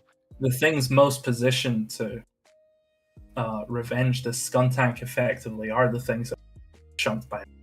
So yeah, the things that can revenge it. Nothing wants to switch into this Dark Pulse. There's 2 layers of spikes here. Nothing spikes. wants to Dark Pulse, and Primate after that. Primate resists Dark, but has to be Choice Scarf to not take a Flamethrower or Sludge Bomb. Yeah. And with Burn being counteracted by Black Sludge, Queen Mary can't sort of just switch between things to get this to die to Burn Chip. You can't switch between sort of Orthworm. This is a very, very good bring on Cambridge's part. It isn't going to make the magic happen, but it's certainly going to put Queen Mary in a box here. Something is taking a lot of damage. Something is taking filthy damage. Eviolite Primeape is probably the best thing to take a Dark Pulse. Yeah, especially because Mr. Crow is not enjoying, especially with like a crit chance could just kill Mr. Crow. Mr. Crow does not want to deal with it. And +1. Of course, Eviolite Primeape does. There is a chance. If it's very, very bulky, it's probably doing pretty okay, but into the first hit. But even then, it's it's definitely rough to find a switch into this thing. But I guess that with it only having one move, is it Sludge Bomb or is it Flamethrower that Queen Mary are now thinking? Yeah, Skuntank. Based on the team, I'd expect Sludge Bomb here because Orthworm probably doesn't take a Dark Pulse very well anyway with its Sludge Bomb. Yeah, I think this is very much Cambridge clicks Dark Pulse as a fairly non-committal option here, while and Sigilif was chosen as the lead. Sigilif was chosen as the sack. That's fair, which means that there is no Psycho Shift Burn threat for things such as Zygarde 10% specifically. Which I assume now Agent Crow. Oh, it's Boots Crow. Mr. Crow has. Skuntank has to die here because I believe if it comes in on spikes, it just dies. I can't remember how much one layer of spikes is, but I believe it's 12%. I believe one layer of spikes is 12.5%. So yes. If you're seeing a 12%, that means it's under 12 or 12. Regardless, Skuntank could not. Skuntank, I assume, is just. It would take spikes and then it would take the burn chip. Yes. Shortly after. I assume it is going to be sacked for the Aftermath chip. Yeah, and also staying in here means that Cambridge are punishing any possible attempts of setting up getting greedy. The Aftermath 24. Yep. It's honestly good shit. Yeah, Crawdon losing one of its 4 health points there. This one now dies to resisted hits as well from foot. Yeah. Well, it was already dying to some. Now it might even die 4 times. This one is very much a glass cannon, but it is a 4 times resistance. If the Serena is physically defensive, it only has to watch out for a Sludge Wave or something from Crawdon, which would be an interesting bring, but I could see it if they're worried about breaking Serena. It's doable. But with a Petulant, I doubt. Yeah. I think the way of solving Serena is putting the expired fruit in its general direction. In most cases.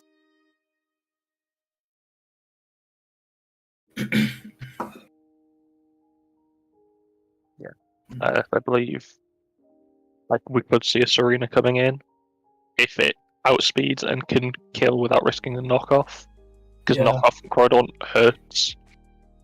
Could also see if it's a water absorb Quagsire, it could come in.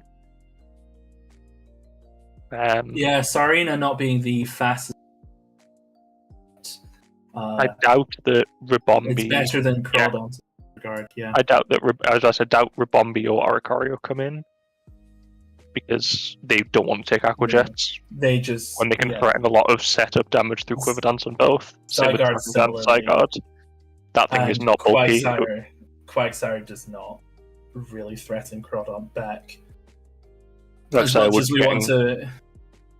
we all love Quagsire, it's not threatening a Crawdon.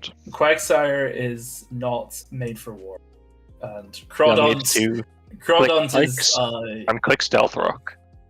Crawdon has a bit of a season pass at the Hague in terms of its exploits. If Serena gets U-turn, which could just kill. Pretty devastating to take that kind of hit here. Honestly, a U-turn looks free from Queen Mary's perspective. Yeah. Given that thing's defense stat is 160. And it resists basically everything this Serena can do, apart from knockoff. Yeah, the Serena's base 72 speed is often a bit of a sore point, but it's those kinds of sore points that let a Pokemon be in low tier at all. And it's quite good in low tier, especially with handily outruns Crawdon. Queenly Majesty decking against priority means if it's running that in a late game, it could still be useful to kill a Crawdon on low health. Yeah. Without it being revenged. I'm expecting a Petrun switch from Queen Mary here, and then either knockoff or U-turn from Cambridge. Yeah, I would concur. Oh.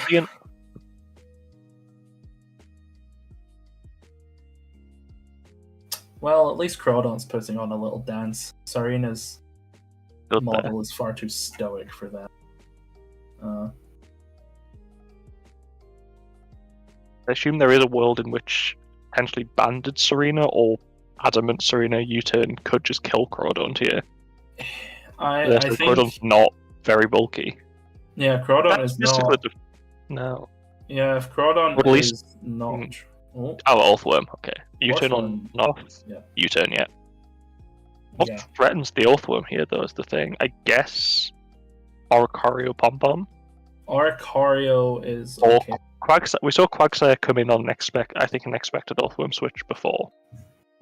Yeah. So we could just see the Quagsire coming back to get that third spike clear, especially if there's no removal. Yeah, well, anymore. Earthworm may want to complete it. Spiking, yeah. Shedtail is not legal in low tier, in case anyone's wondering, so this Earthworm can't. Yeah. Shedtail out. Yeah, that would be too good a trait. I don't think anybody wants to see Petrunt behind a Shedtail. Behind a Shedtail. Or Crawdon behind a Shedtail. Or... So we can finally... A Primeape to stop bulking up. Primeape, if it had Rage Fists queued up already, you know. Yeah. The salient point being, thank God Earthworm cannot do this one thing that we all think would be pretty good. I guess it just has to be one of the 7 or 8 remotely viable steel types in the entire format. It's good at clicking hazards really well. It clicks hazards, it has bulk that makes it look like something that is, it's a steel type with a ground immunity, a stat line that makes you go, that's like Skarmory if I found him in Lidl. This is a ground immunity that is not broken by 1,000 arrows, I believe. Unlike Levitate. That is true. So it does, in fact, act as a Zygarde deterrent. The closest thing that you have to stopping a Zygarde with sufficient lead poisoning to just click Dragon Dances, or just a Banded, potentially. It's the fastest thing here, I believe. I don't think Queen Mary's team is massively afraid of 1,000 arrows. Petrunt, his Death Grasp. Oh, the Oricario is in. So now, does this quiver immediately? Yeah. Yep. Quiver is pretty safe here. So now, Gastrodon does learn Clear Smog. Oh. Was something far more sinister. Yeah, well, this isn't LC. Rock Blast is It's still probably more accurate than it's not Sedona. crazy. Yeah, It's Rock also Blast- good for It's Sash a good start. Rabombi lead. Yes. Although you are slower than a Rabombi, so Yeah, it is nice for that indeed.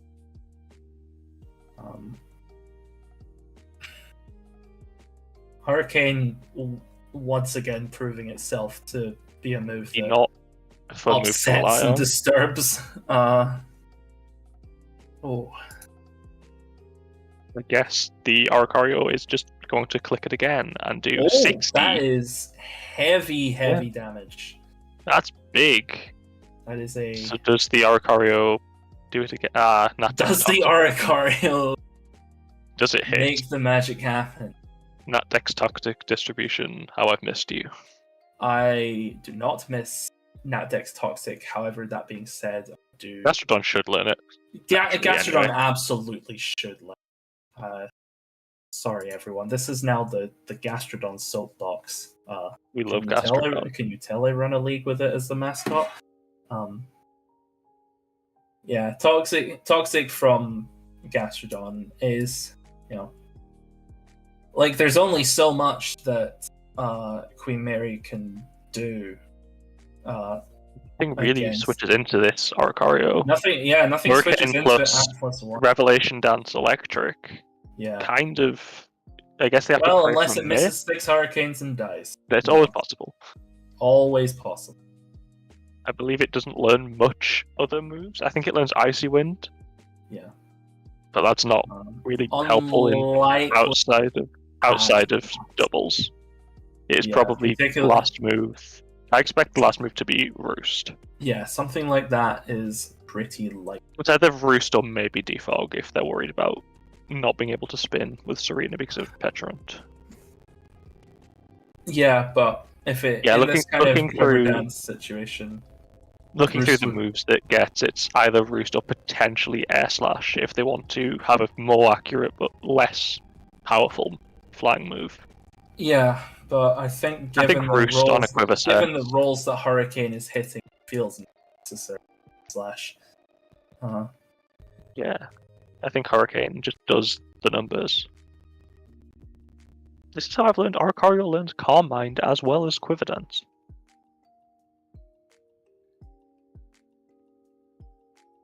Yeah. I believe it is presumably last move Roost.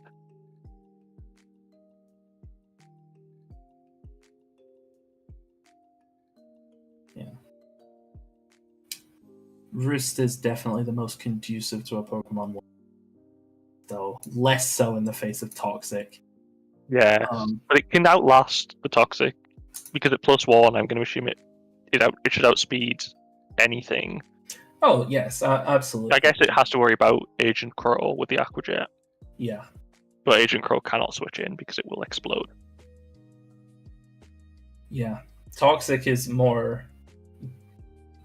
just enough of an expiration date that I don't think we're quite at the GG shake my hand. Oh my god. This move is not good. Oh. Yeah. Good move. I guess another Hurricane is required. Do you think if we started giving the Hurricane names like we're the fucking Met Office, Hurricane might actually hit its target? I don't think it's that consistent even when they do get. But what are we christening that Hurricane? Shit. Yeah. Okay. Hurricane shit. Hope it didn't make landfall in your town. Oh my god. Oh no. Oh, this. Recover plus leftovers heals basically all of the Hurricane damage.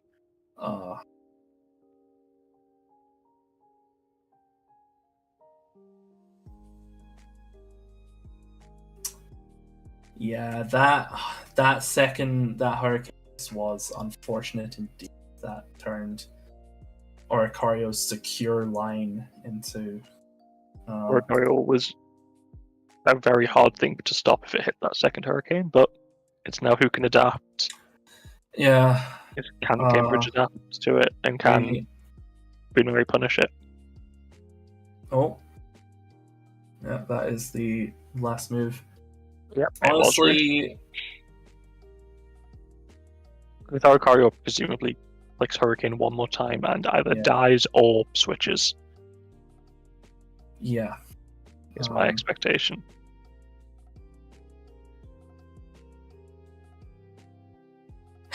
Yeah, the 8 PP recover does mean that stalling these out feels worthwhile enough.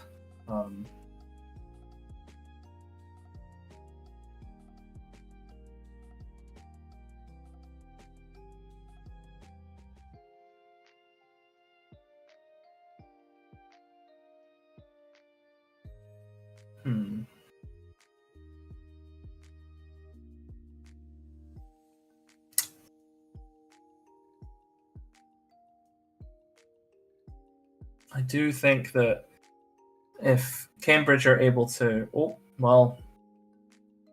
Saving it from... nice call. Nice call from Queen Mary. Interesting call, yeah.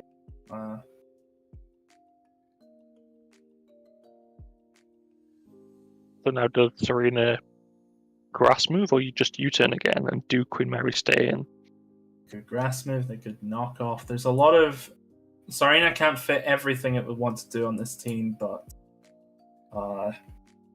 unless they can make some very interesting, they do have to there's play the Petulant. Yeah. U-turn.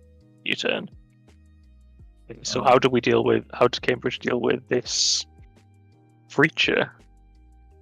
There's This is quite a nice position for Queen Mary, I believe. a truly fascinating nickname thing going. Deep enough for Winnie the Pooh. Yeah. Well, there's a wee bit of a mix and match here. A couple of Xenoblade Chronicles nicknames, particularly on the Pokemon that have the reliable recovery fitting of a 70-hour RPG. Sigilif is named after a Count of Monte Cristo character, I believe. And then Agent Crow is self-explanatory. Agent Crow.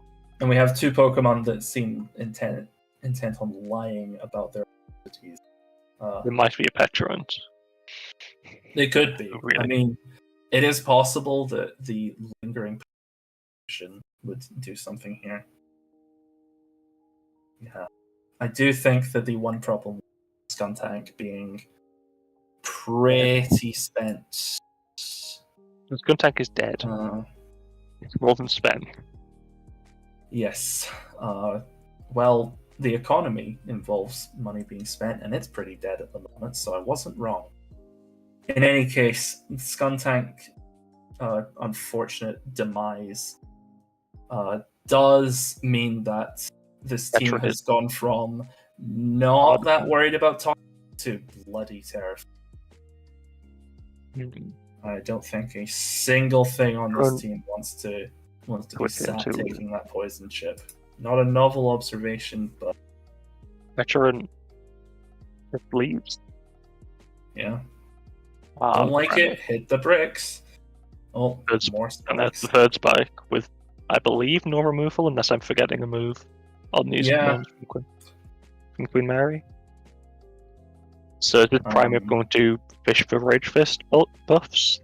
I can't imagine why it would fish for rage buffs in a scenario like this. Not in front of the Quagsire that may be running Scald, and if this thing gets burnt, it's not probably what they're intending from Queen Mary's perspective.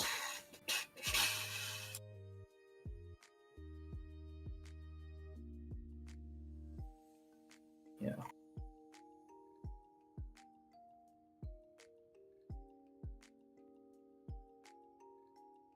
Primeape also gets a U-turn, so it could just be pivoting out again.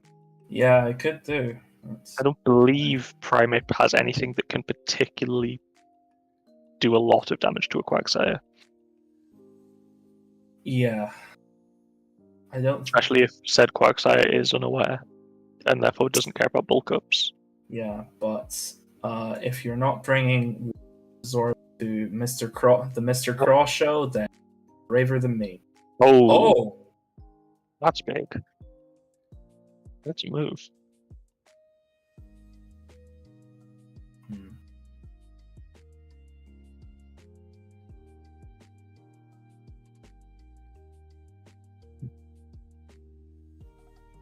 Serena have to try and spin here, I believe, because it will die this turn, being outsped and ice punched.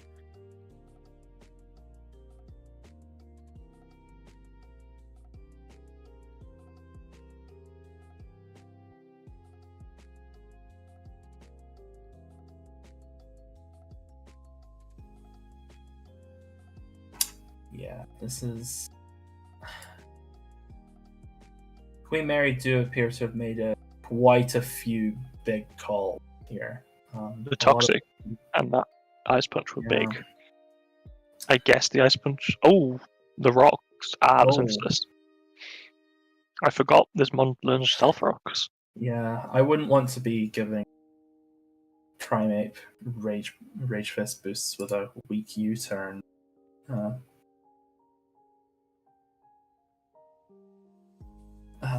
But what else this Serena, I think, can do? If it seems to be bulky with Synthesis leftovers. I guess they can risk a rapid spin. Because Petra doesn't want to be taking 3 lots of spikes every time the Serena's in to block spin. Yeah, but equally, how badly do you want to Rage Fist boosts with a weak spin? That's true. Primeape is sort of acting as a soft spin blocker here in a way, given to Defiance in conjunction with that. Yeah, the speed of it being slower than things such as Ribombi or Oricario. I think. Well, the Oricario and Ribombi could be boots. They've not revealed their item yet. So I guess if they are, these Stealth Rocks aren't a massive problem. I suppose if Serena doesn't spin here, it's probably quite likely they are boots on things weak to rocks. Otherwise, you wouldn't risk them taking so much every time they come in. I think even if it was spin, it would be rather hard just not running boots on something like B, since removal seems so inconsistent here. Especially into Petulant. Into Petulant, into something. Into Defiance. Punishes defogs. It's a lot to deal with. It's like borderline P deck hazard stack to an extent.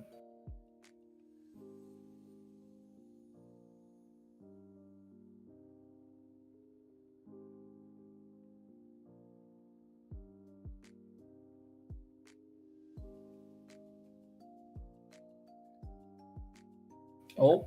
Risk the U-turn. U-turn. I guess that was predicting a Petulant to come in. Yeah, I guess.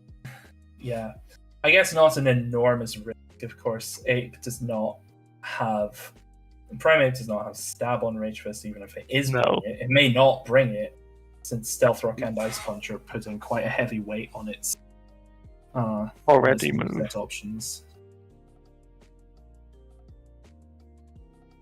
Oh, and it's not boots. Not boots. Okay. Oh, so it could have been Stash. It did lead. Yeah. Webs into a Defiant. Webs into Primeape seems sufficiently questionable, especially when Mr. Craw has the priority to revenge it. No matter what. I do have to wonder whether this is just an all-out offensive Ribombi. It will struggle to break Orthworm. And I don't think it can break Orthworm. I don't think it can at all. It just without several quivers. It does not get the tools. It does not get any offensive move, I believe, that isn't resisted by steel. No, I think without Terra, it just doesn't break Orthworm. It has to rely on Quiver Dance Moonblasts just doing a lot to hopefully a Fist Death Orthworm from their point of view. I think most of its coverage kicks around the Psychic, Grass, and its Bug Stab. It's not... Yeah. There are very few moves. Petulant is of that really only afraid of Psychic, so I could definitely see something like Psychic Noise, which is not bad into Gastrodon either. Psychic Noise blocking recovery could be valuable here. Yeah. We could see just a hard Earthworm again, as it's very unlikely Yeah. he has a move that does anything. Even then, the Earthworm is on 84%, so... Still, it's not got boots, so it's not going to be on 84% for... Hmm.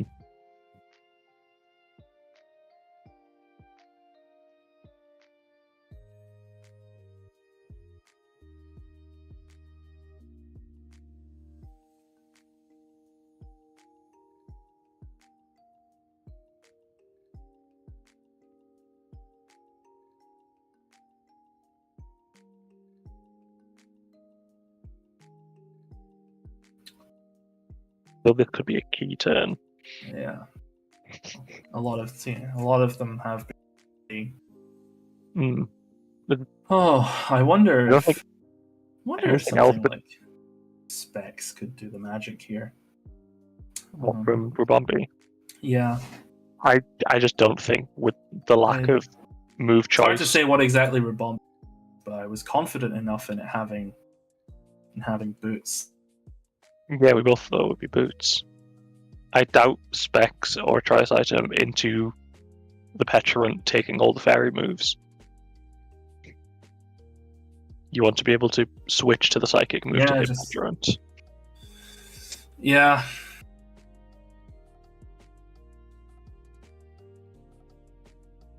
I think. Yeah, it may be 5v5 at the. I think Queen Mary have made quite a few big plays. Oh, that's big damage. Oh, are you? But that is a dead Earthworm. I think my input of it was lagging a bit. Yeah, so we may have been chatting a tad too much shite about. We apologise if we would like to apologise to the zombie fans. Comments were made under false pretenses, and we will apologise to fans of the bug. Piglet Gang, you're. I wasn't familiar with safe the game. Now. Yeah. That was a lot of damage. So Moonblast again is. Yeah. Great. Protect. So that could make it a roll if we did 37. It's now on 34. Oh, it's. I guess you play to your outs, but. Hmm. Yeah. I feel this Rubombi, with it not having boots, is limited in what it can do. Yeah, I think Rubombi... So it might be worth if Cambridge could just be like, this is a sack, we will just get as much damage out of it. I think just even in the worst case, how badly can you afford to look at this thing and go, okay, I need to preserve the Rubombi, let the Earthworm get more spikes down. At a certain point, you have. No, but this Rubombi comes in and is then revenged by Agent Crow. Yeah, that's the thing. And if you switch out again, it dies the next time it comes in. I think the. They were fishing for the double. They were fishing for the double that would have let it live. Yeah, well, that could have been. I'm not 100% sure, but yeah, getting more and more spikes chip on Petulant is. The Petulant either clicks recover or is scarf potentially. Yeah, I don't think it will be scarf. I can't imagine it being. I assume it's just bulky enough to recover. Yeah. Rogario's back. And Oricario being in a little bit of a stand here, most likely, given that options for spinning are limited at best. The Oricorio with max speed is faster than Pecharon. Yeah. So I guess that is likely to be pretty key here. a Hurricane in case the Gastrodon that we've seen already sit on the Oricorio. Are you feeling lucky, Callie? I'm not sure I feel lucky. I don't know. I would put that sabbatical maybe what's needed.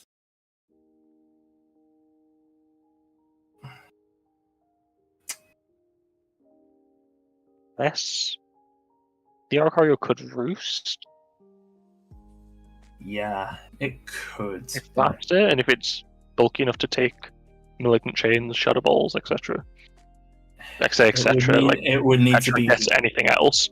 Yeah. Those are the 2 attacks it runs. If Pecharon is not well versed in the ways of hitting it till it dies, that may be good.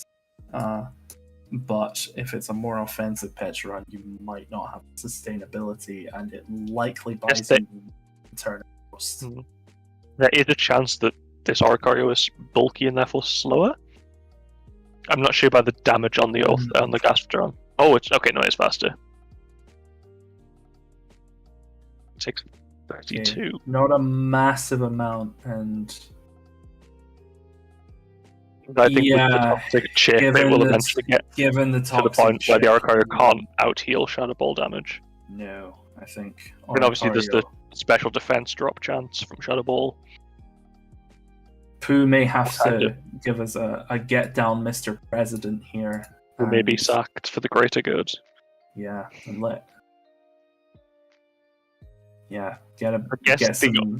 get some numbers on the board. They could decide just hit the thing. Yeah, I think honestly though, looking at what's on the team, this has certainly gotten a lot better. The Rabombi tearing through Aura is very, very nice for the Zygarde. That has turned Zygarde's position from floundering to, I think Zygarde needs a little bit more to it. Zygarde probably can't. No, I don't think with as much bulk on the team as it is currently, it's Gastrodon. It's not set for life, but it can. There's also Mr. Crow, Aqua Jets. Which Mr. Crow's Aqua Jets, which, There's that Gastrodon. Oh! And the Hurricane actually hits the target. Who is feeling lucky? Oh, sorry. I should have forgot. I forgot that Flo is a more talented Gandalf.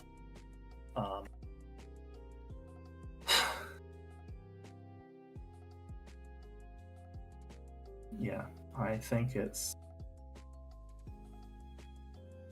I mean, that is.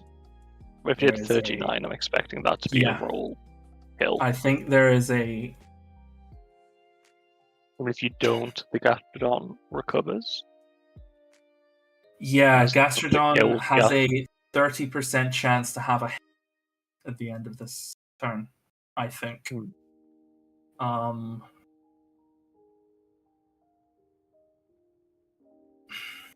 There is that toxic damage is rapid. There isn't. This Oricorio is limited in what it can do. Yeah.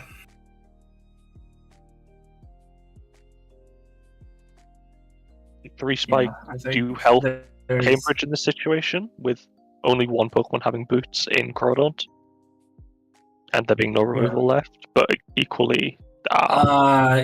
unfortunate. Hurricane is in bad mood. Oh, dear. Yeah, that was I don't think either side had a play that differently, but Christ on a bike, that is a horrendous move there.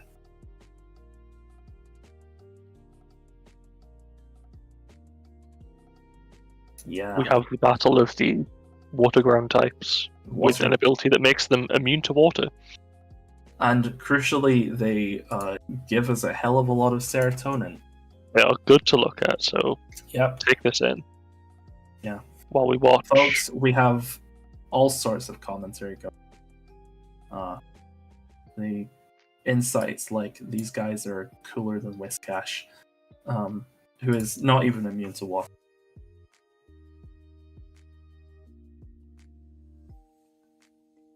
Oh dear, that they were sick and twisted making Hurricane. I think that would have put. I think if Gastrodon was taken out by that, it would put Cambridge in a pretty terrifying position. But there's a bit more hill to climb. How many is that missed? I think we can do the tally. It's 2, I believe. It feels like it was more than 2. It's 3, I believe, actually. 3 out of 5. 6. 5 or 6. Yeah, 6, nothing yes. has pressure, so it was 6 and I believe 3 missed. Yeah, that is not great odds.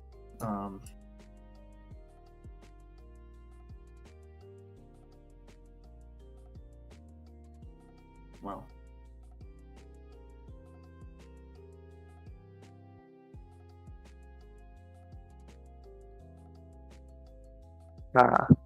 Yeah, and we're sharing our toxic Sharing the personalities joy. on stream, I see. I think if I'd seen that toxic myth, I might have just had to end the stream. I don't think I could have taken much more.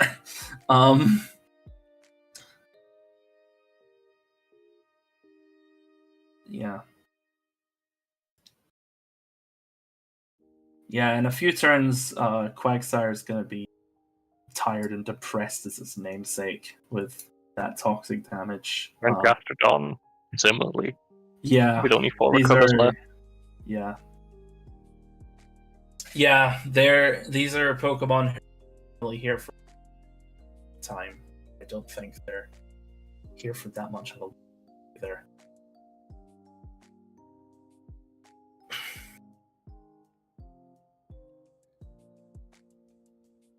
Time is a flat circle in this match. This is truly a mirror match to match all. Yeah. I wonder if the last move on this Quagsire is Recover. It could be anything. I mean, Could be anything. Gastrodon really changed the game. Rock Blast and leaving the spikes up to a close political ally. Big Worm. Yeah. If you squint, they both, Spikes and Rock Blast are essentially the same. Thank you, Chapter. They both involve throwing multiple nasty implements made of floor at people. Please ignore everything else that happens to this.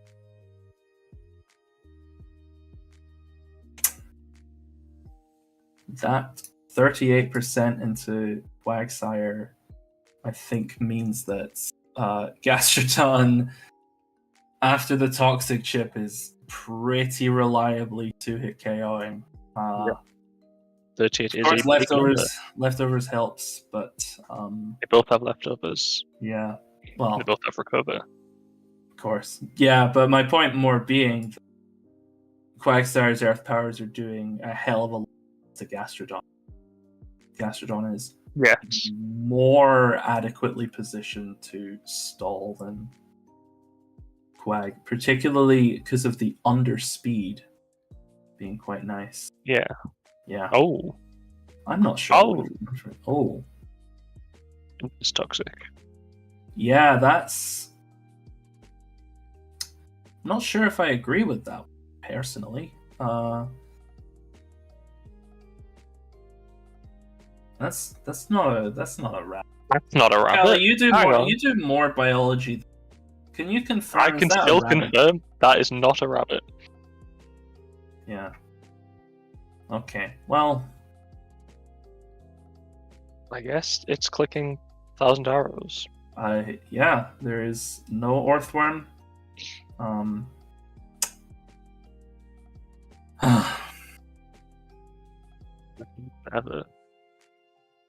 do need to mute for a second. I will return in a minute. No worries, I'll hold Hold down the default down. force. Yeah, I forgot that Zygarde was not shiny locked. To be honest, so this was a discovery that's probably more interesting than an LC speed tie to me. But yeah, I do have to wonder. I think recovering there for Gastrodon and just accepting that Quagsire was not in a position to play offensively may have been better, but it's gone now.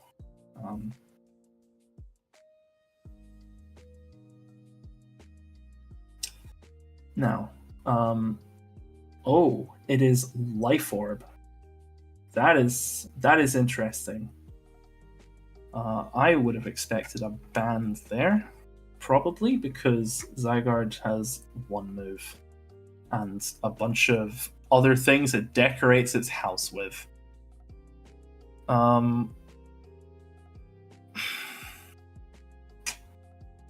Yeah. If this Pecharunt is not particularly offensive, it may struggle to muscle through the Zygarde, but I think the Zygarde and B combo with potentially Sarina as for more safe switching may be the thing that Cambridge needs.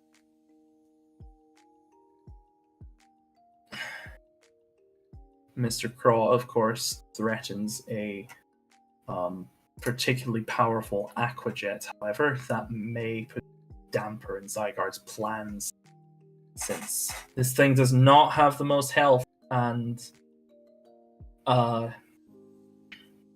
it does not look like, in terms of boosted 1,000 arrows, it can just muscle through everything for free. I do not know if Life Orb is killing the Pecharunt. It won't. It is unlikely to kill Pecharunt. The problem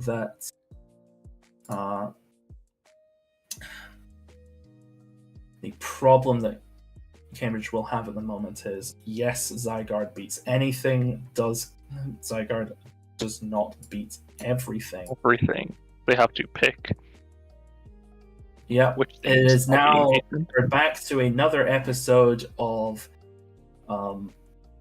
Queen Mary picks their least favorite child to do the honors, get hit with the Long-Live Comrade Stalin from Zygarde in a black site in Siberia, and then hope that the last two can make the magic happen. Yes. I believe if the Crawdaunt is one of the things killed by the Zygarde, that endgame becomes easier for Cambridge. Yes, significantly. Which Queen Mary will be aware of. Crawdaunt is definitely the main hold on to Saru. Yeah. Though Crawdaunt not being an offensive item here may be what saves Cambridge. Since they cannot just Aqua Jet their way through all the problems now that they could perhaps have done with something such as a band.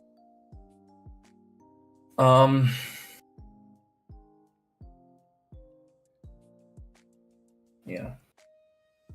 I think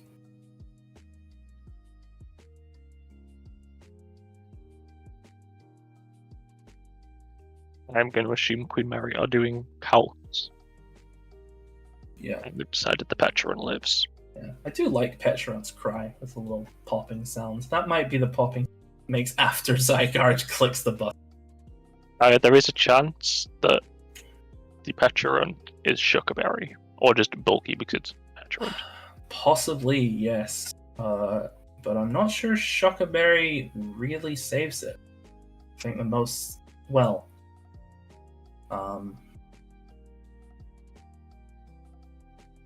I don't think Shuckaberry changes this interaction that much. I believe it's still a 2-hit KO in most cases, no matter how you slice it. Good point. Because the one after the berry. If it, if it was Shucka into Parting Shot, that might be pretty grim. That might be the way out. But even so, this thing would take 3 layers of spikes on its return trip, and then Piglet, having clearly found Christopher Robin's secret sauce stash, is then in prime position to start whacking things.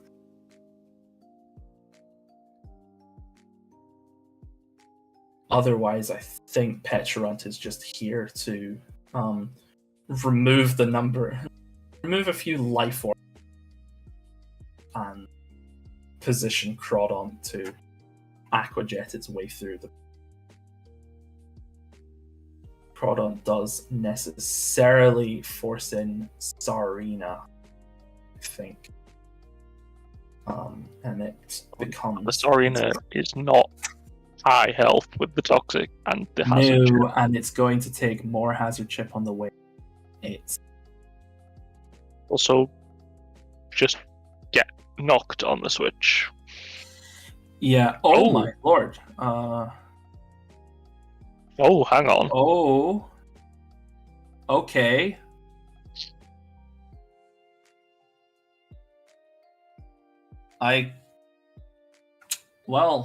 Somebody gave Zygarde forbidden knowledge that it can click other moves.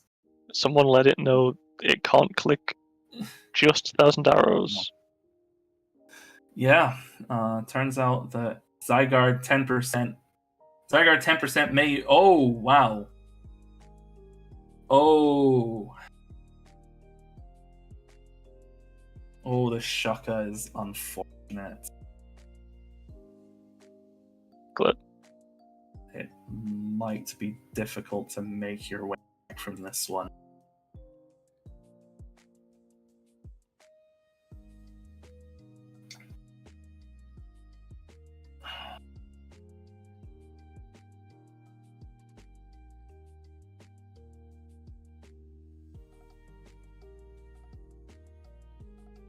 Depends if Rabombi can clutch up.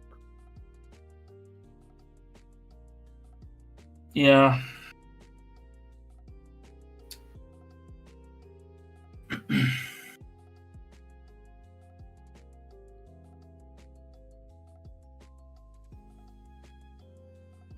I think the losing...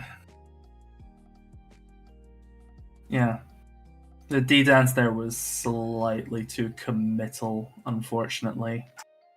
I think it was the only way to go for game from Cambridge's point of view. Possibly, but I think it was the best play if they parting shot it by pretty comfortable margin, especially because it didn't have Life Orb chip. It was the best. It was definitely the best play if they were Shucka parting shot, given that they were whacking. Given that they were just trying to whack, I think that was possibly the worst combination of traits that could have happened for Zygarde.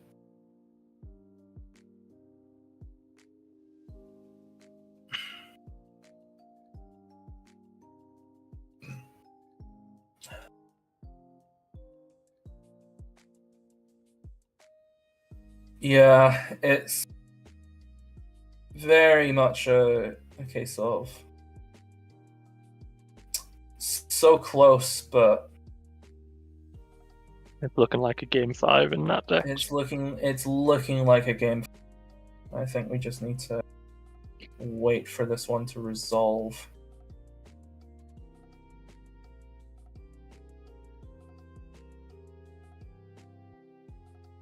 It's...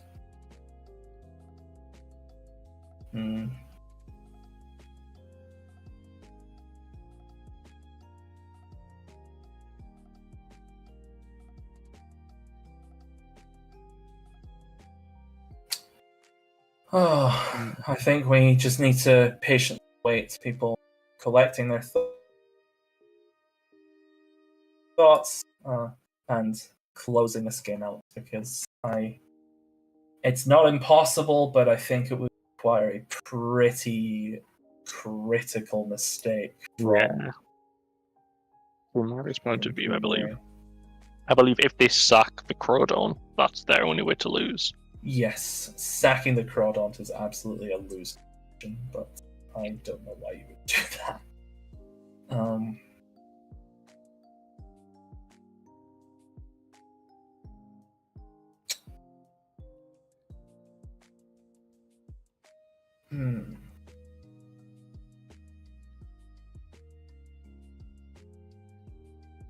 Oh, and it's not even enough to beat Pecharon by a hair. Yeah.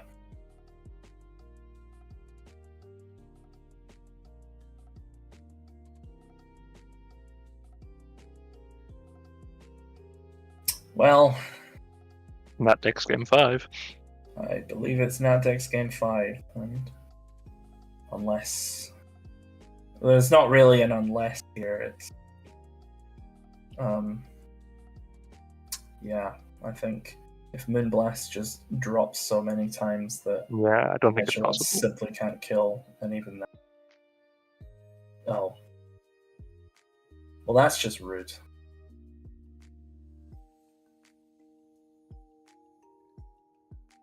Sure.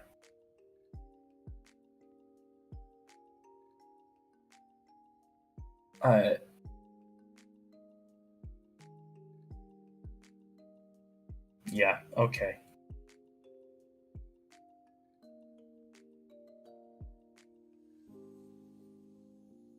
Yeah, well, Pecharon sure did get to sit there and win the game.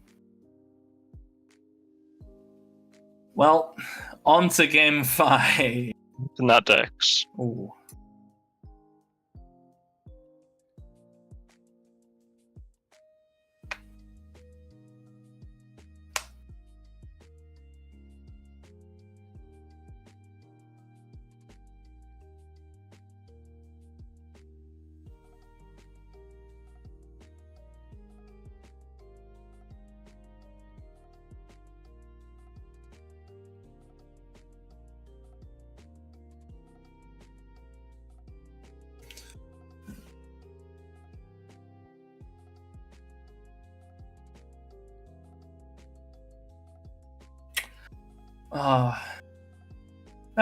Yeah.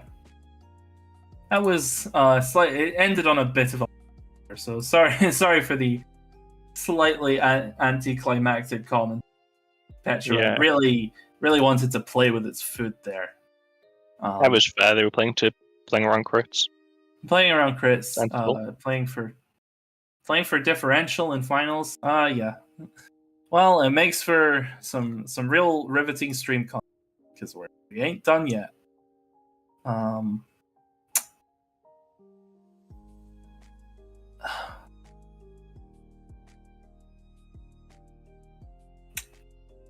Yeah, it seems that if Cambridge truly are to pull it back and make this the Game 5 and Champions run that they've always wanted, they are going to have to fight like hell for it.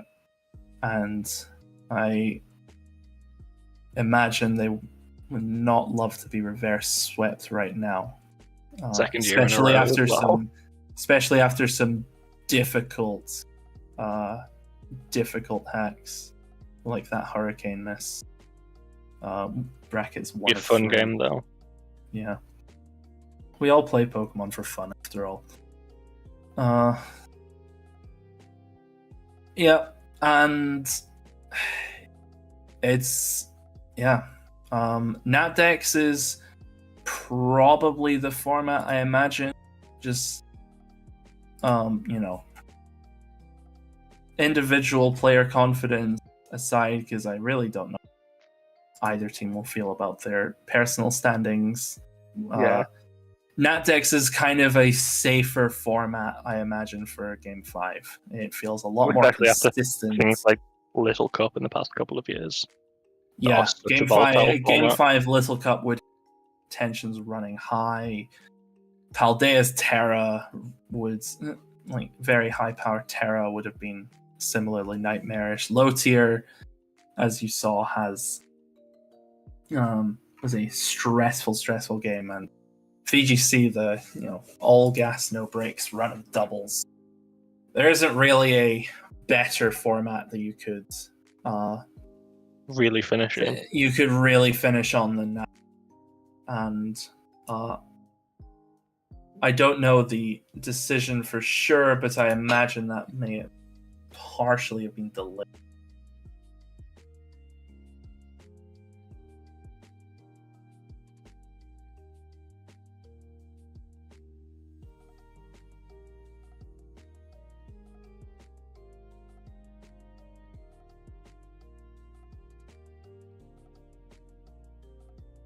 Yeah. I don't know how long it will be until next game. I don't think we're going to take a huge break. We're hoping to get this on soon. Yeah.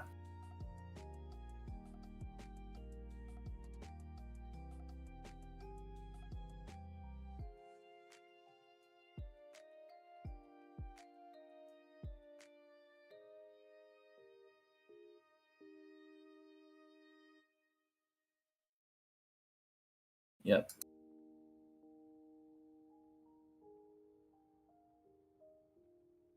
Yeah, I think both the players are taking a quick break to compose themselves, as it were. And, well, I don't have a script for how to do filler, but I sure hope neither team has Hurricane on paste.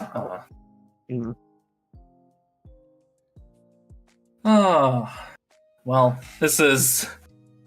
Let's just hope this goes... this game goes well and doesn't have too much feels bad angle to it. Hopefully this is a safe format to have a pretty good closing game. The least as much compared to the other formats, the most like straightforward. It feels like the standard format in a way. It's very much no holds barred, just Pokemon, like fairly bog standard Pokemon. Like the worst thing you can say about it, which I think is obviously a pretty significant criticism, is that they're of threat saturation. So NatDex teams have very, very high levels on either side. Yeah. There's not that much room for budget Pokemon like Venonat in VGC to really shine. But equally there isn't the big swings of Paldea Dex Terra. It'll be a fun one to see. It will be very fun to watch. Yeah. NatDex is always a very interesting game, I think.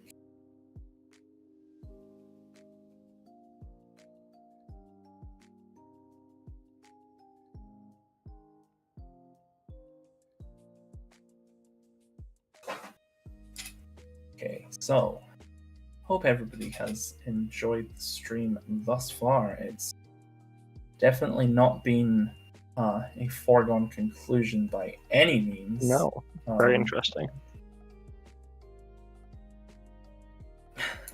There's a lot of very, very interesting sets on both sides. Both sides across every format. And we can only hope that it just works out in a way that we all end feeling good about things.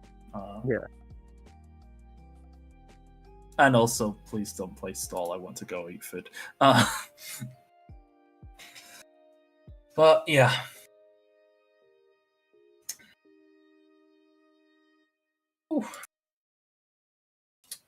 I guess the question for the illustrious chatters is, firstly, what has been your favorite format of the tour, and secondly, is there something you want to see next year that's been absent from this year's roster? Because I know the past few years we've had something of a regional decks, national decks, doubles, little cup variety structure, and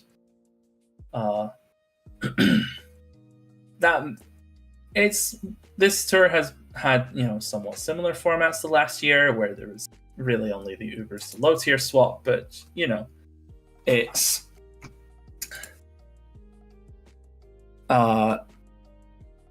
it's all good. For this year's got quite a good selection, but similar to last year, but it's no big deal at all. Sorry, I'm actually responding to the big cheese asking me if I want to leave, but no, I think I'll be with the rest of you until we close this out. Anyway, now that my train of thought gets to focus on one thing, I know plenty of people will feel maybe one format needs to take a break next year. The game is up. The game is up? Oh, beans. The game is there. Well, thank Christ, I don't need to do any more filler. My brain felt like my neurons were a fucking car pile up on the M25.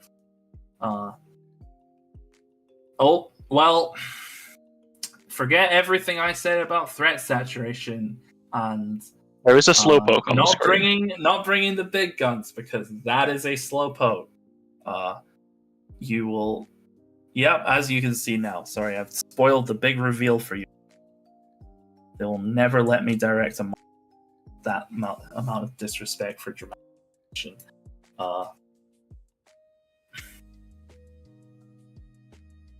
But yeah, there's an interesting selection of Pokemon here on. I think Queen Mary's got a lot more of the bog standard high-powered threats you may know and possibly love. Cambridge has Slowpoke. Has some strong stuff. But Slowpoke, you've got Incineroar, who maybe is the GOAT in perhaps a different format. You've got the Mega Gallade, one of the strongest draft Pokemon. Garchomp and Corviknight, who are kingpins of formats in their heydays. I guess Corv's heyday was not that long ago. And then you've got Florges, I believe it is a Terra Captain for Cambridge. Florges is, and maybe Slowpoke is, but Florges is, and then there are no Terra Caps on the Queen Mary side. Yeah, the Queen Mary has not brought any Terra Caps.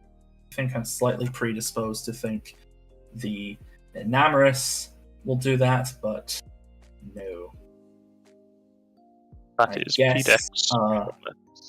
I guess to just illustrate how Nido Queen Mary 6 are, it should be stressed if you've not paid attention to draft in maybe the last year or so, this Blaziken is allowed to use boost. Blaziken has, of course, been notorious for being basically the poster child of complex bans for a long time, but it's been let off the leash.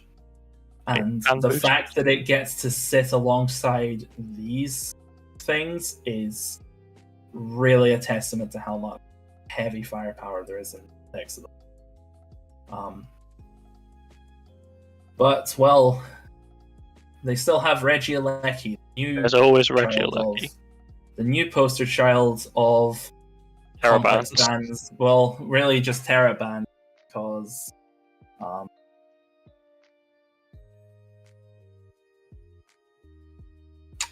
I think Garchomp into the Regieleki lead is pretty commanding. It gives.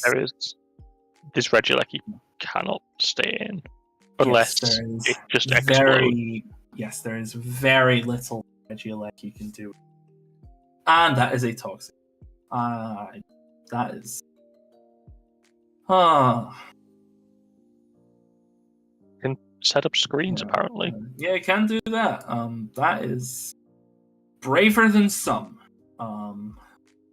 would be in that situation. I don't think this Regieleki has a huge list of things on its bucket list if it's doing that in the face of Stomp. Probably exploding. Yeah, I think we can fairly safely say that at least 3 or 4 of Queen Mary's threats are truly terrifying with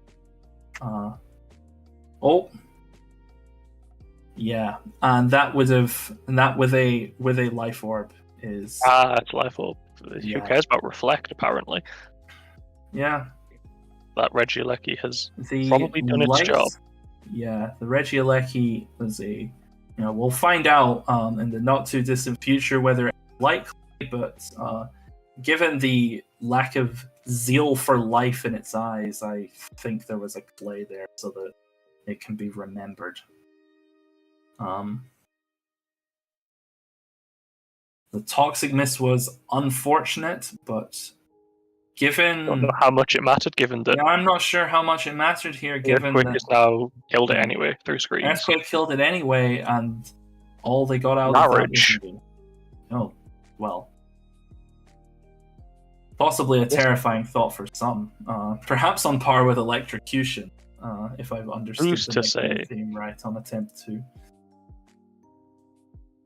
Yeah, the turns have decidedly tabled here, because while Regieleki may feel despair in the face of a Garchomp's typing leaves it feeling all sorts of despair in the face of a screens protected in Namara. Which is calming its mind. Yeah. We have 2 very, very specially tanky fairies here who have hopefully got something to outmaneuver one another. Who's to say? Yeah. Florges, of course, has the ace in the hole of Terra, though. Namarus's coverage is not the best. It is Fairy Ground and Fire, I believe.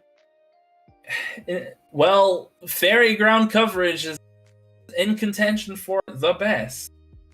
But, yes, default. And there go the screens. Regieleki did, in fact, die for nothing. Yeah, Regieleki should maybe have gotten its will reviewed Looked at a bit more. Yeah.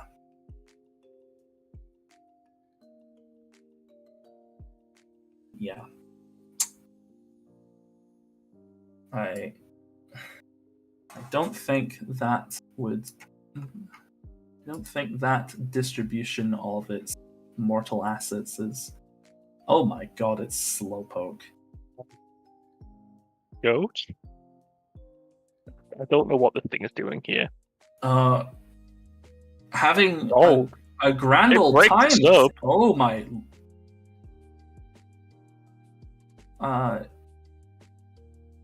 Slowpoke is...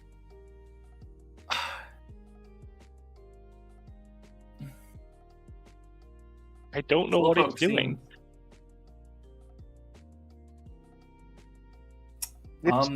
Hanging out and having a good time, one might expect.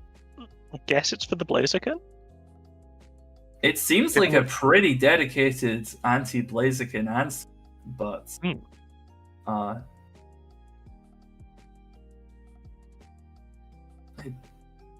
It doesn't do much into damn near anything else. I wouldn't think. It's probably not horrible for clicking Scalds into Scizor. Hates U-turn, so... Yes, if you've been following along with the tour before now, you may know quite a few people in Cambridge swear by Slowpoke as a outstanding bulky low pointer, thanks to its access to Regenerator and generally being bulky. Yeah, it's surprisingly good bulk. Thunderwave, teleport. Yeah, it gets momentum. It gets enough tools that for 1 point, it's otherwise non-existent stats can. The one you can bring to the game. They've had some okay success with it, but I guess it all comes down to their faith on. It might actually force out the Blaziken. Do you have what it takes? If it forces out the Blaziken, that's something. That's probably good for the 1 point mon. Yes, that is pretty good to stop you instantly losing to the guy who has +2 speed, +2 attack, and is planning to corner the market on both of those things. Oh! There's... Oh no.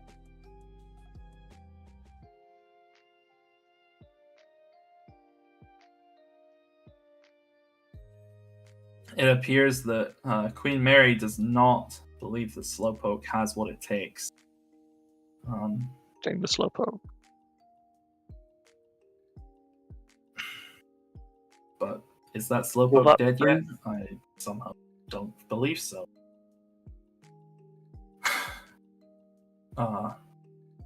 This is a real clash between us. Now, of course, Blaziken does learn Thunder Punch and Knock Off. Yeah, that would be. That could potentially be. Both of which would not be appreciated by the Slowpoke. Of course not, but with Substitute and Swords Dance already revealed, either Thunder Punch or Knock Off is a pretty damning indication of the wider coverage of the Pokemon. But does Cambridge have the material to find that out? Oh, it has Blaze Kick. Oh, I don't think it can break Slowpoke.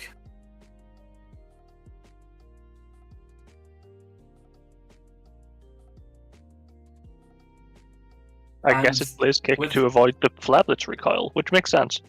Yeah, especially with a substitute set. With a sub leftover set. That set is definitely planning on using Speed Boost to invest in bulk and just stick around.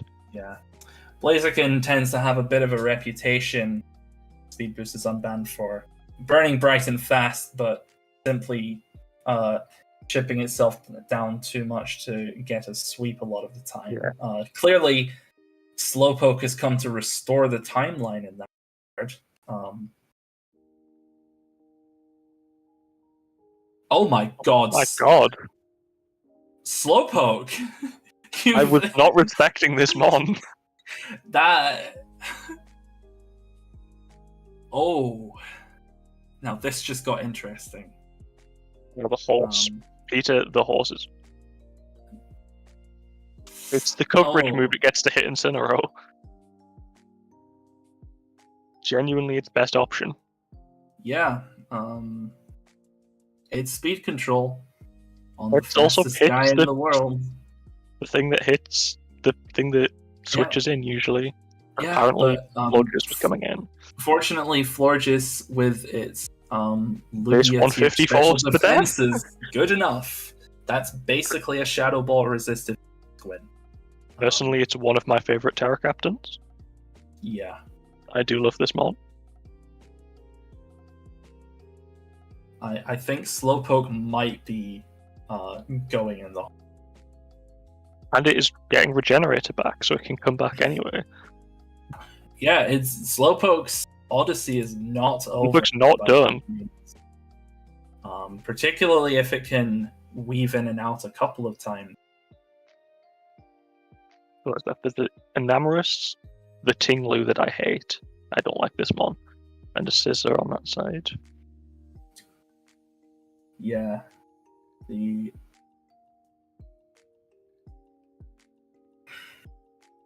And obviously this Enamorus could... Not Enamorus, this Florges could Terra. Yeah.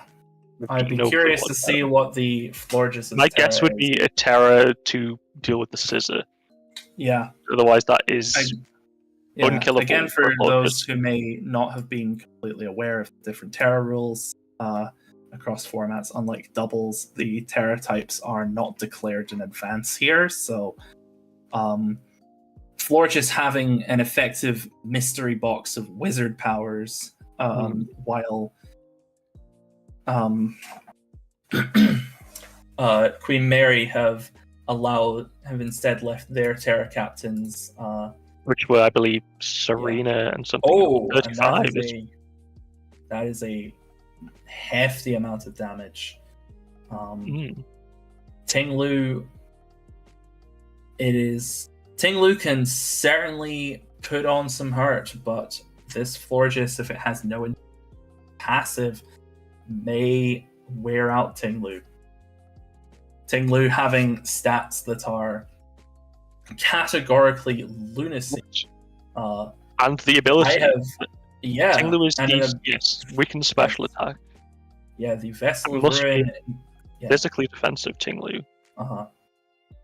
Otherwise, Ting-Lu does things with numbers that took 570 that people did not think possible. But what it doesn't have is recovery to except leftovers, and I think rest. Of course it can. Yeah, healing wish and amorous. That can certainly is, of course, an option. Yeah. Covenant is in Spike.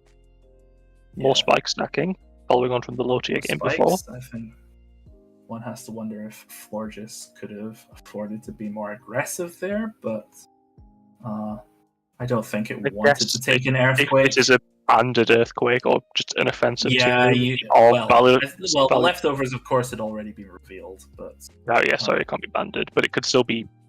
It could certainly be offensive. Ting-Lu has and Florges' base defense is 60 something, unlike its special defense of 150. Oh, that Incineroar switches that was risky. Pretty safe, given it. Pretty safe thing. Yeah. Dear. Well, that was a Secret Emma cameo on the stream, but. Oh, it's slower. And comes the Cove on the Earthquake. Oh, this is some. More spikes. Yeah. I wonder what that fourth move is, because. Spike Taunt Ruination. It's fast. That is a fast Ting-Lu. My god. I said that Ting-Lu was doing things with numbers didn't think were possible. It tends not to be those numbers.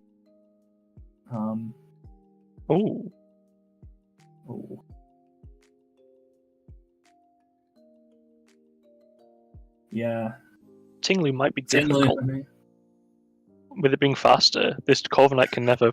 I guess if that last move isn't Stone Edge or something, it can't kill the Corviknight.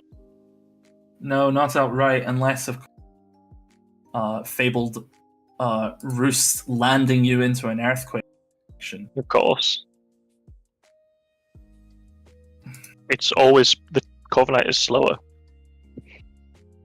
I think until that fourth move is revealed, honestly, it seems to be okay. But Corviknight needs to act like the earthquake is inevitable. The Corviknight is slower though, so it doesn't really matter. Oh yes, no, I completely forgot about. Again, not so. Oh, the Florges is in. Now is this Florges faster, or is it just banking on no recovery? Oh. The taunt there, but got the slower in the nick of time. So it's a fast Florges and Moonblast 35. Oh, and the Florges is potentially killing this Ting-Lu, or is the Scissor coming in to preserve this as a sack? Yeah. Or I guess anything. We know the Enamorous isn't contrary, which is often a threat. Just has not revealed its Terra yet, and I don't think Scizor loves the idea. Yes. Scizor does not want to come in before this Terra has been revealed, because if it's Terra Fire, Terra Blast, that's a dead Scizor. Yes. Or if it's sort of Terra Water potentially. Even if if it's in a Anything, position to, I guess it's in a position to win an interaction against bullet punching. I guess it still needs another move to hit the Scizor with. This Florges is playing a very careful information game, and unlike some other formats we've seen, appears to not be much want for hazard removal here. I guess Corviknight has tried to defog. Corviknight has tried to defog. Florges can defog. And both of them will absolutely to get in pretty safely and make it happen. The only thing stopping that really is the taunt.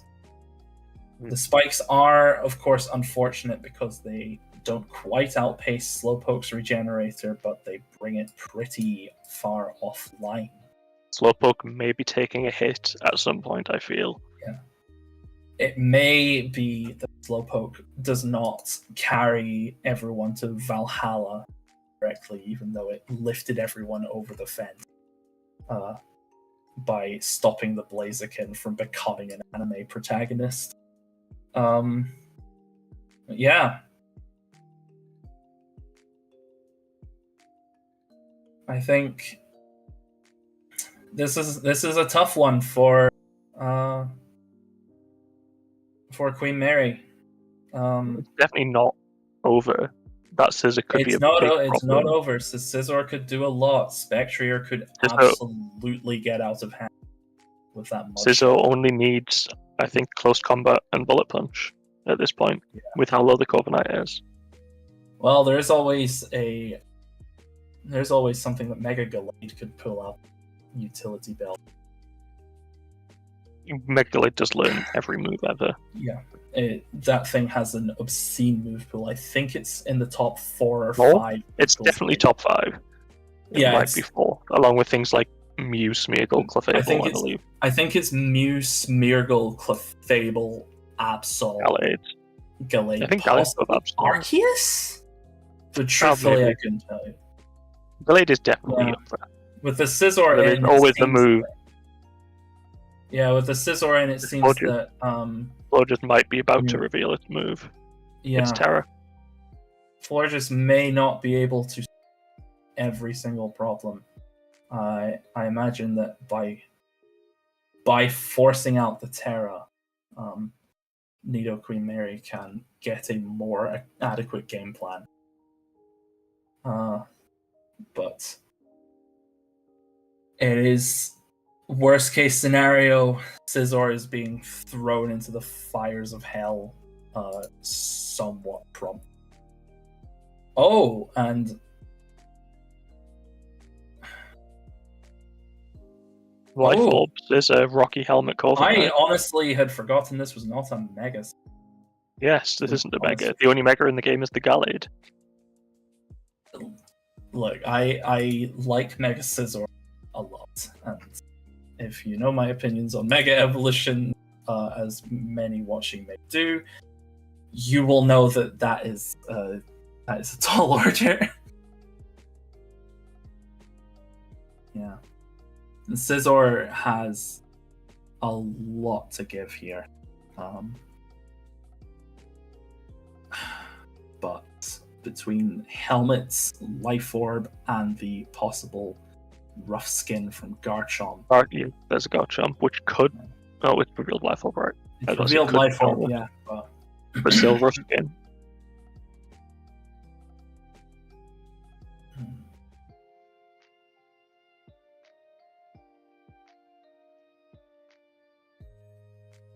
Overnight. To be fast, to try to roost on a bullet punch or being faster. Yeah. Corviknight has a marginal speed advantage, all things considered, but it would shock me if that was not prepared around. Purely, yeah. But equally, roosting on a incident close combat afford much progress at all. Give this more. this may just be the time to and let Corviknight pile on the damage. Yeah, well, Scizor is already below half health, but I think Dreams of a Defog may be a little Glade harder. has entered the field. Yeah. Glade, of course, being one of the most terrifying Mega Evolution, with the aforementioned brightening move pool. This thing can go for game in ways that you couldn't have expected or prepared around. In most matchups, it is a hard. There will be a Gallade set that wins. There will be a Gallade set that beats you. Did you prepare around it, or did you forget it? You probably don't know until like the or two.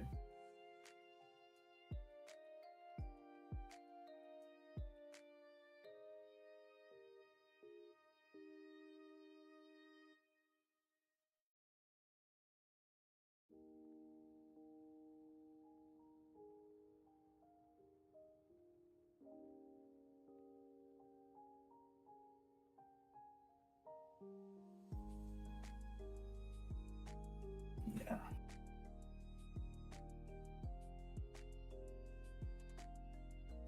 Yeah, it is entirely possible. Gallade just has the tools to clean up the game on the spot, though it is. It's one of those mons. But of course, with its speed tier not quite hitting the Spectrier number, it may find itself. Oh, the knockoff here is big. The Cute Charm. Oh, and Cute Charm. Oh. Ugh. The infatuation here is grim. But removing that policy before the unspeakable can happen is helpful. What is the infatuation chance? Something stupid, if I remember. I think it's something like a coin flip. Yeah, that is a 50% chance for Gallade to do nothing on the spot. For the Enamorous runs contrary quite a lot of the time. Obviously, this being a calm mindset, it was, I guess, implicitly revealed to be Cute Charm. Since the calm mindset did not ruin its life. Cute Charm, I don't like this ability. Personally, rather just ban infatuation. That's my scrub stream, but it's a very niche thing. It's a very, very niche thing. My god, this is an annoying animation.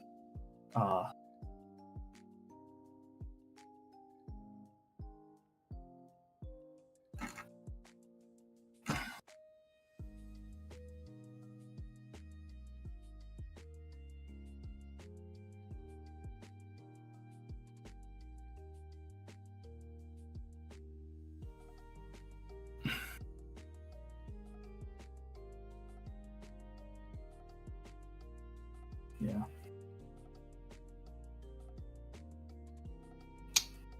From both sides. Yeah. If the Gallade breaks through and runs. Yeah, if Gallade decides that being a master duelist with its Yu-Gi-Oh! Gauntlets is more important than love, this Enamorous may not have much on its plate for the rest of the week. But Triple Act is also the worst move. Oh! Well... And that ends the infatuation. No. Well, Gallade, you... playing for the coin flip was really something, but I think George was counting Gallade to not respect women enough. Fortunately, Gallade pulled through with his extensive Reddit usage, but... Peter the horse is here. Flodgers, pick 21 from Shadow Ball. Yeah. I think. Spectre can definitely get out of hand with nasty plots and its general speed tier Yeah. of being really fucking fast. But equally, if you've seen The Sopranos, you will know if horses are good for anything, it's killed for the insurance. It has nasty plot. It does have nasty plot. That is unfortunate. I think that that's not great. I know, biting analysis, but the Florges has still not revealed its Terra. One could wonder if it's something like Terra Normal or Dark, but Could be a Terra why wouldn't specifically it have shown designed. that here? I guess expecting the switch once the 21% was revealed. Essentially thinking this doesn't have nasty plot.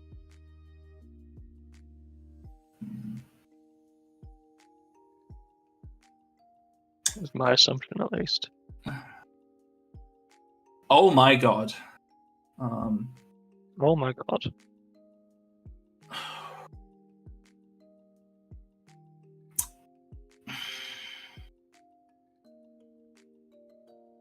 Spectre is Accumulating mass. getting some terrifying numbers. I really hope that Cambridge has some strong priority to deal with if Force might be about to need click Florges. gaming moves. Yeah.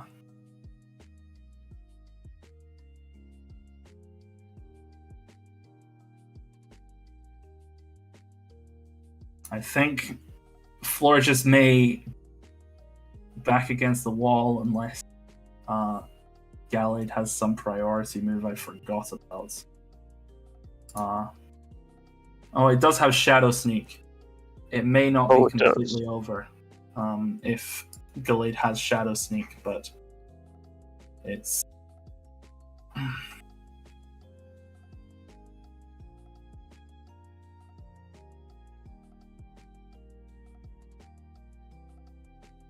Yeah, this is a real nail biter.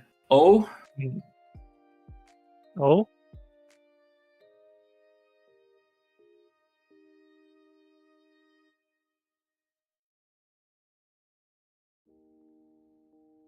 Big? Yeah, Florges still holding on to that undisclosed Terra for dear life, it seems. Could it just be a Terra that isn't good here? Oh? Terra. Oh! Oh no! Oh. Ah. That was an emotional roller coaster. The wish there is... Oh, if...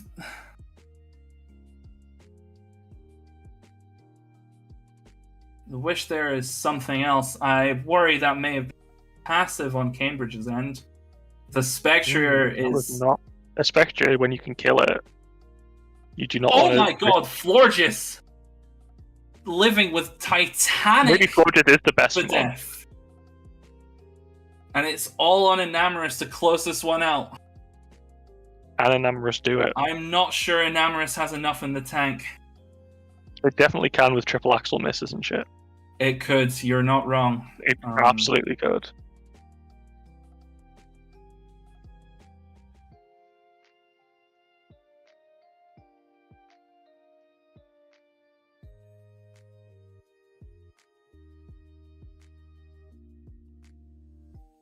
Yeah. There's not much that everything else in the team can do to stop things. It is kind of all on Gallade after this.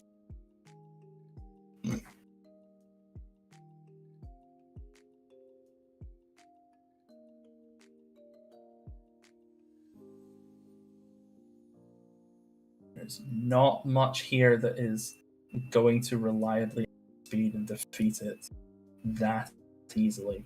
Not particularly. But equally, if Cambridge gets greedy here and goes for a cam mine, that could be the opening needed to make it safer still. Sorry, not Cambridge. I mean Queen Mary. Callie, there are lots of fairy types on.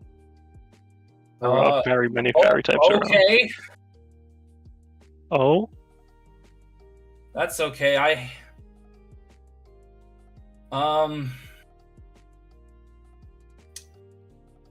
Oh. This Florges has been shocking. Oh, this Florges has been shockingly passive. But, yeah. The Florges is really playing around with its food. Its food. I don't think Florges wants the food.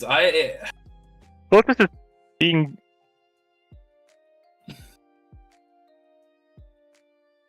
Oh, its evasion's dropped. Triple Axel shouldn't miss now. Evasion drop is helpful for Triple Axel, yeah.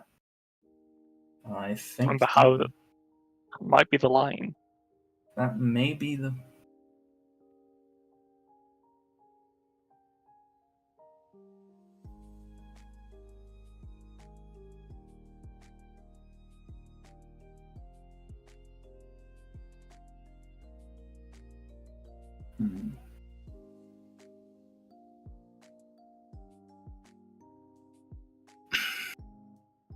There is a lot to ponder here.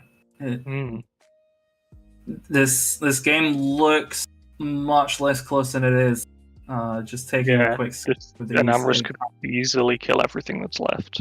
Enamorous has got, it's got Garchomp in its sights. The Incineroar is pretty heavily chipped, and I don't think the Defog saves it from Enamorous at +1. No.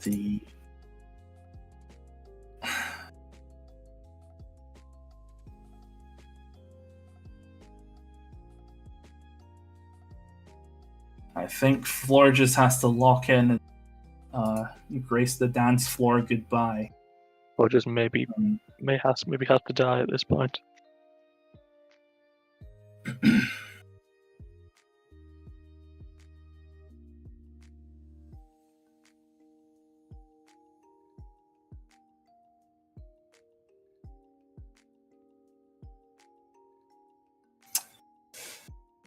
I have to wonder if who it is that's trying to find this line. Who is thinking of the line to win?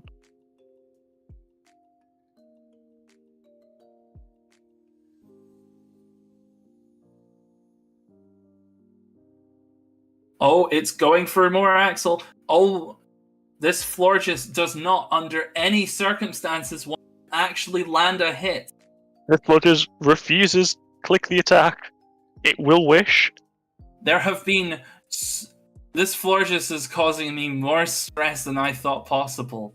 I think this thing needs to go back in the box and not come back for Gen 10. Because I am beginning to see why the anxiety would make me... Okay. Big special attack drop, I guess. Oh.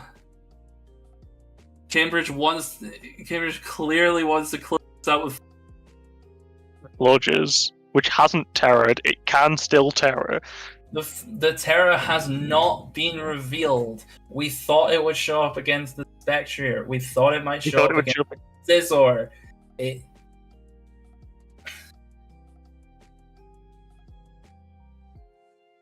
Mystical Fire. Mystical Fire to make that chip ever so slightly less significant. But it is fascinating that the Enamorant... Oh no! Oh. The agility reveal! That may have just closed Gallade's entry point. That may have ruined the Gallade. If this Gallade does not have priority in the back pocket, and there is no way to... This Enamorous does not have Draining Kiss, which feel... This Enamorous does have Draining Kiss. It may have just closed the door on this win. Hmm. The careful surgical passivity of Florges in that shot May is have lost the game. yeah. Because Florges is not boosting and it's not here forever.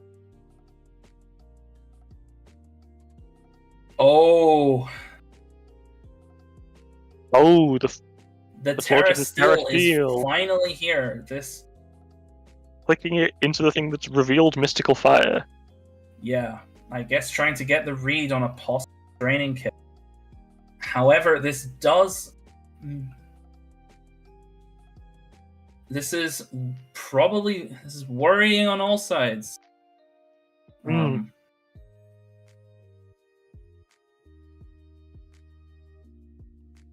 It is, I think, one way or another, the game Is over close soon. to over.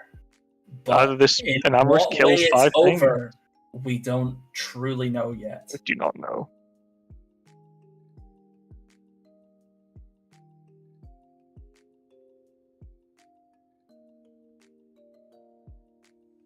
And Enamours just barely holding on. That is Oh my god. the greediest cam mines I've ever seen.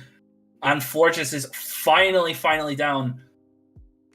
Gallade must have Gallade sneak, comes surely. in, Yes, and Gallade takes the sneak for a game 5! Is it? That was such a stressful end game, and neither of our unis were involved. We've been waiting a long time for that. It's been 3 years? Queen Mary fought like hell for it. It was very well played on both sides. Insane game to end the series on. Oh, yeah. We have come a long way since 2022's BDSP finals. Oh god, we have. Oh, dearie me. That was neither of us were really involved. Tempted that fate. Florges was really trying to lose the game. Oh dear. But it turns out it was just getting it right to the position that it would die to the Gallade sneak. My god. Oh dear.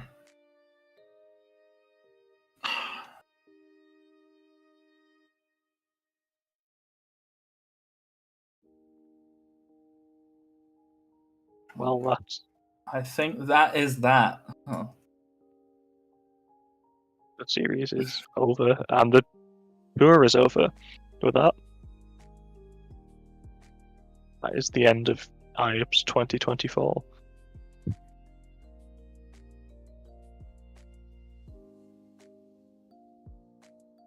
Yeah, well, good season, everyone. A long. Jesus. Now, do we get what happens now with the stream? I don't know what happens with the stream now. That is an excellent fucking question. Well, hello everyone. Sorry, there might be a little bit of loop back as I've turned my microphone on. But yeah, I guess as they've said, that ends the tour for this year. So all I guess that remains is, for me, the reddish de rouges, if I can speak. So much red going on in there. So many languages. I just want to say thank you very much to everyone that's taken part this year. It's been great to see so many of you yet again. It was very fun to see that we hit the maximum of 30 teams before the end of signups this year. So fingers crossed we can do that again next year. And as well as to the players, I also have to give a big thank you to all of the moderators that have helped this year. Yeah. There are a lot of them, but without them, this certainly wouldn't be possible. So a big thank you to you all. In particular to yourselves, Flora, Callie, and also Emma, who was also here earlier. So thank you very much for running the stream today. It's been great to hear your commentary through all of the 4 remaining games. So yeah. Well, I'm glad I was able to put in a shift because I feel delirious now. You can have a good rest. Oh. I can go eat some food. Yeah.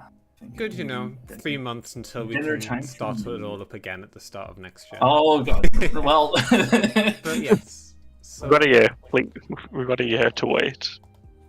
Oh dear. but yes. If neither of you have anything else you wish to add, I guess that is the end of our stream today. So thank you to everyone for watching. Yeah. And next year the title will escape the south of England. We hope. Fingers crossed. We won't escape England. Look, we're maybe there's hope. No, yes. there's not. Yeah. Thank you. Bye. All right. Thanks again. Bye bye.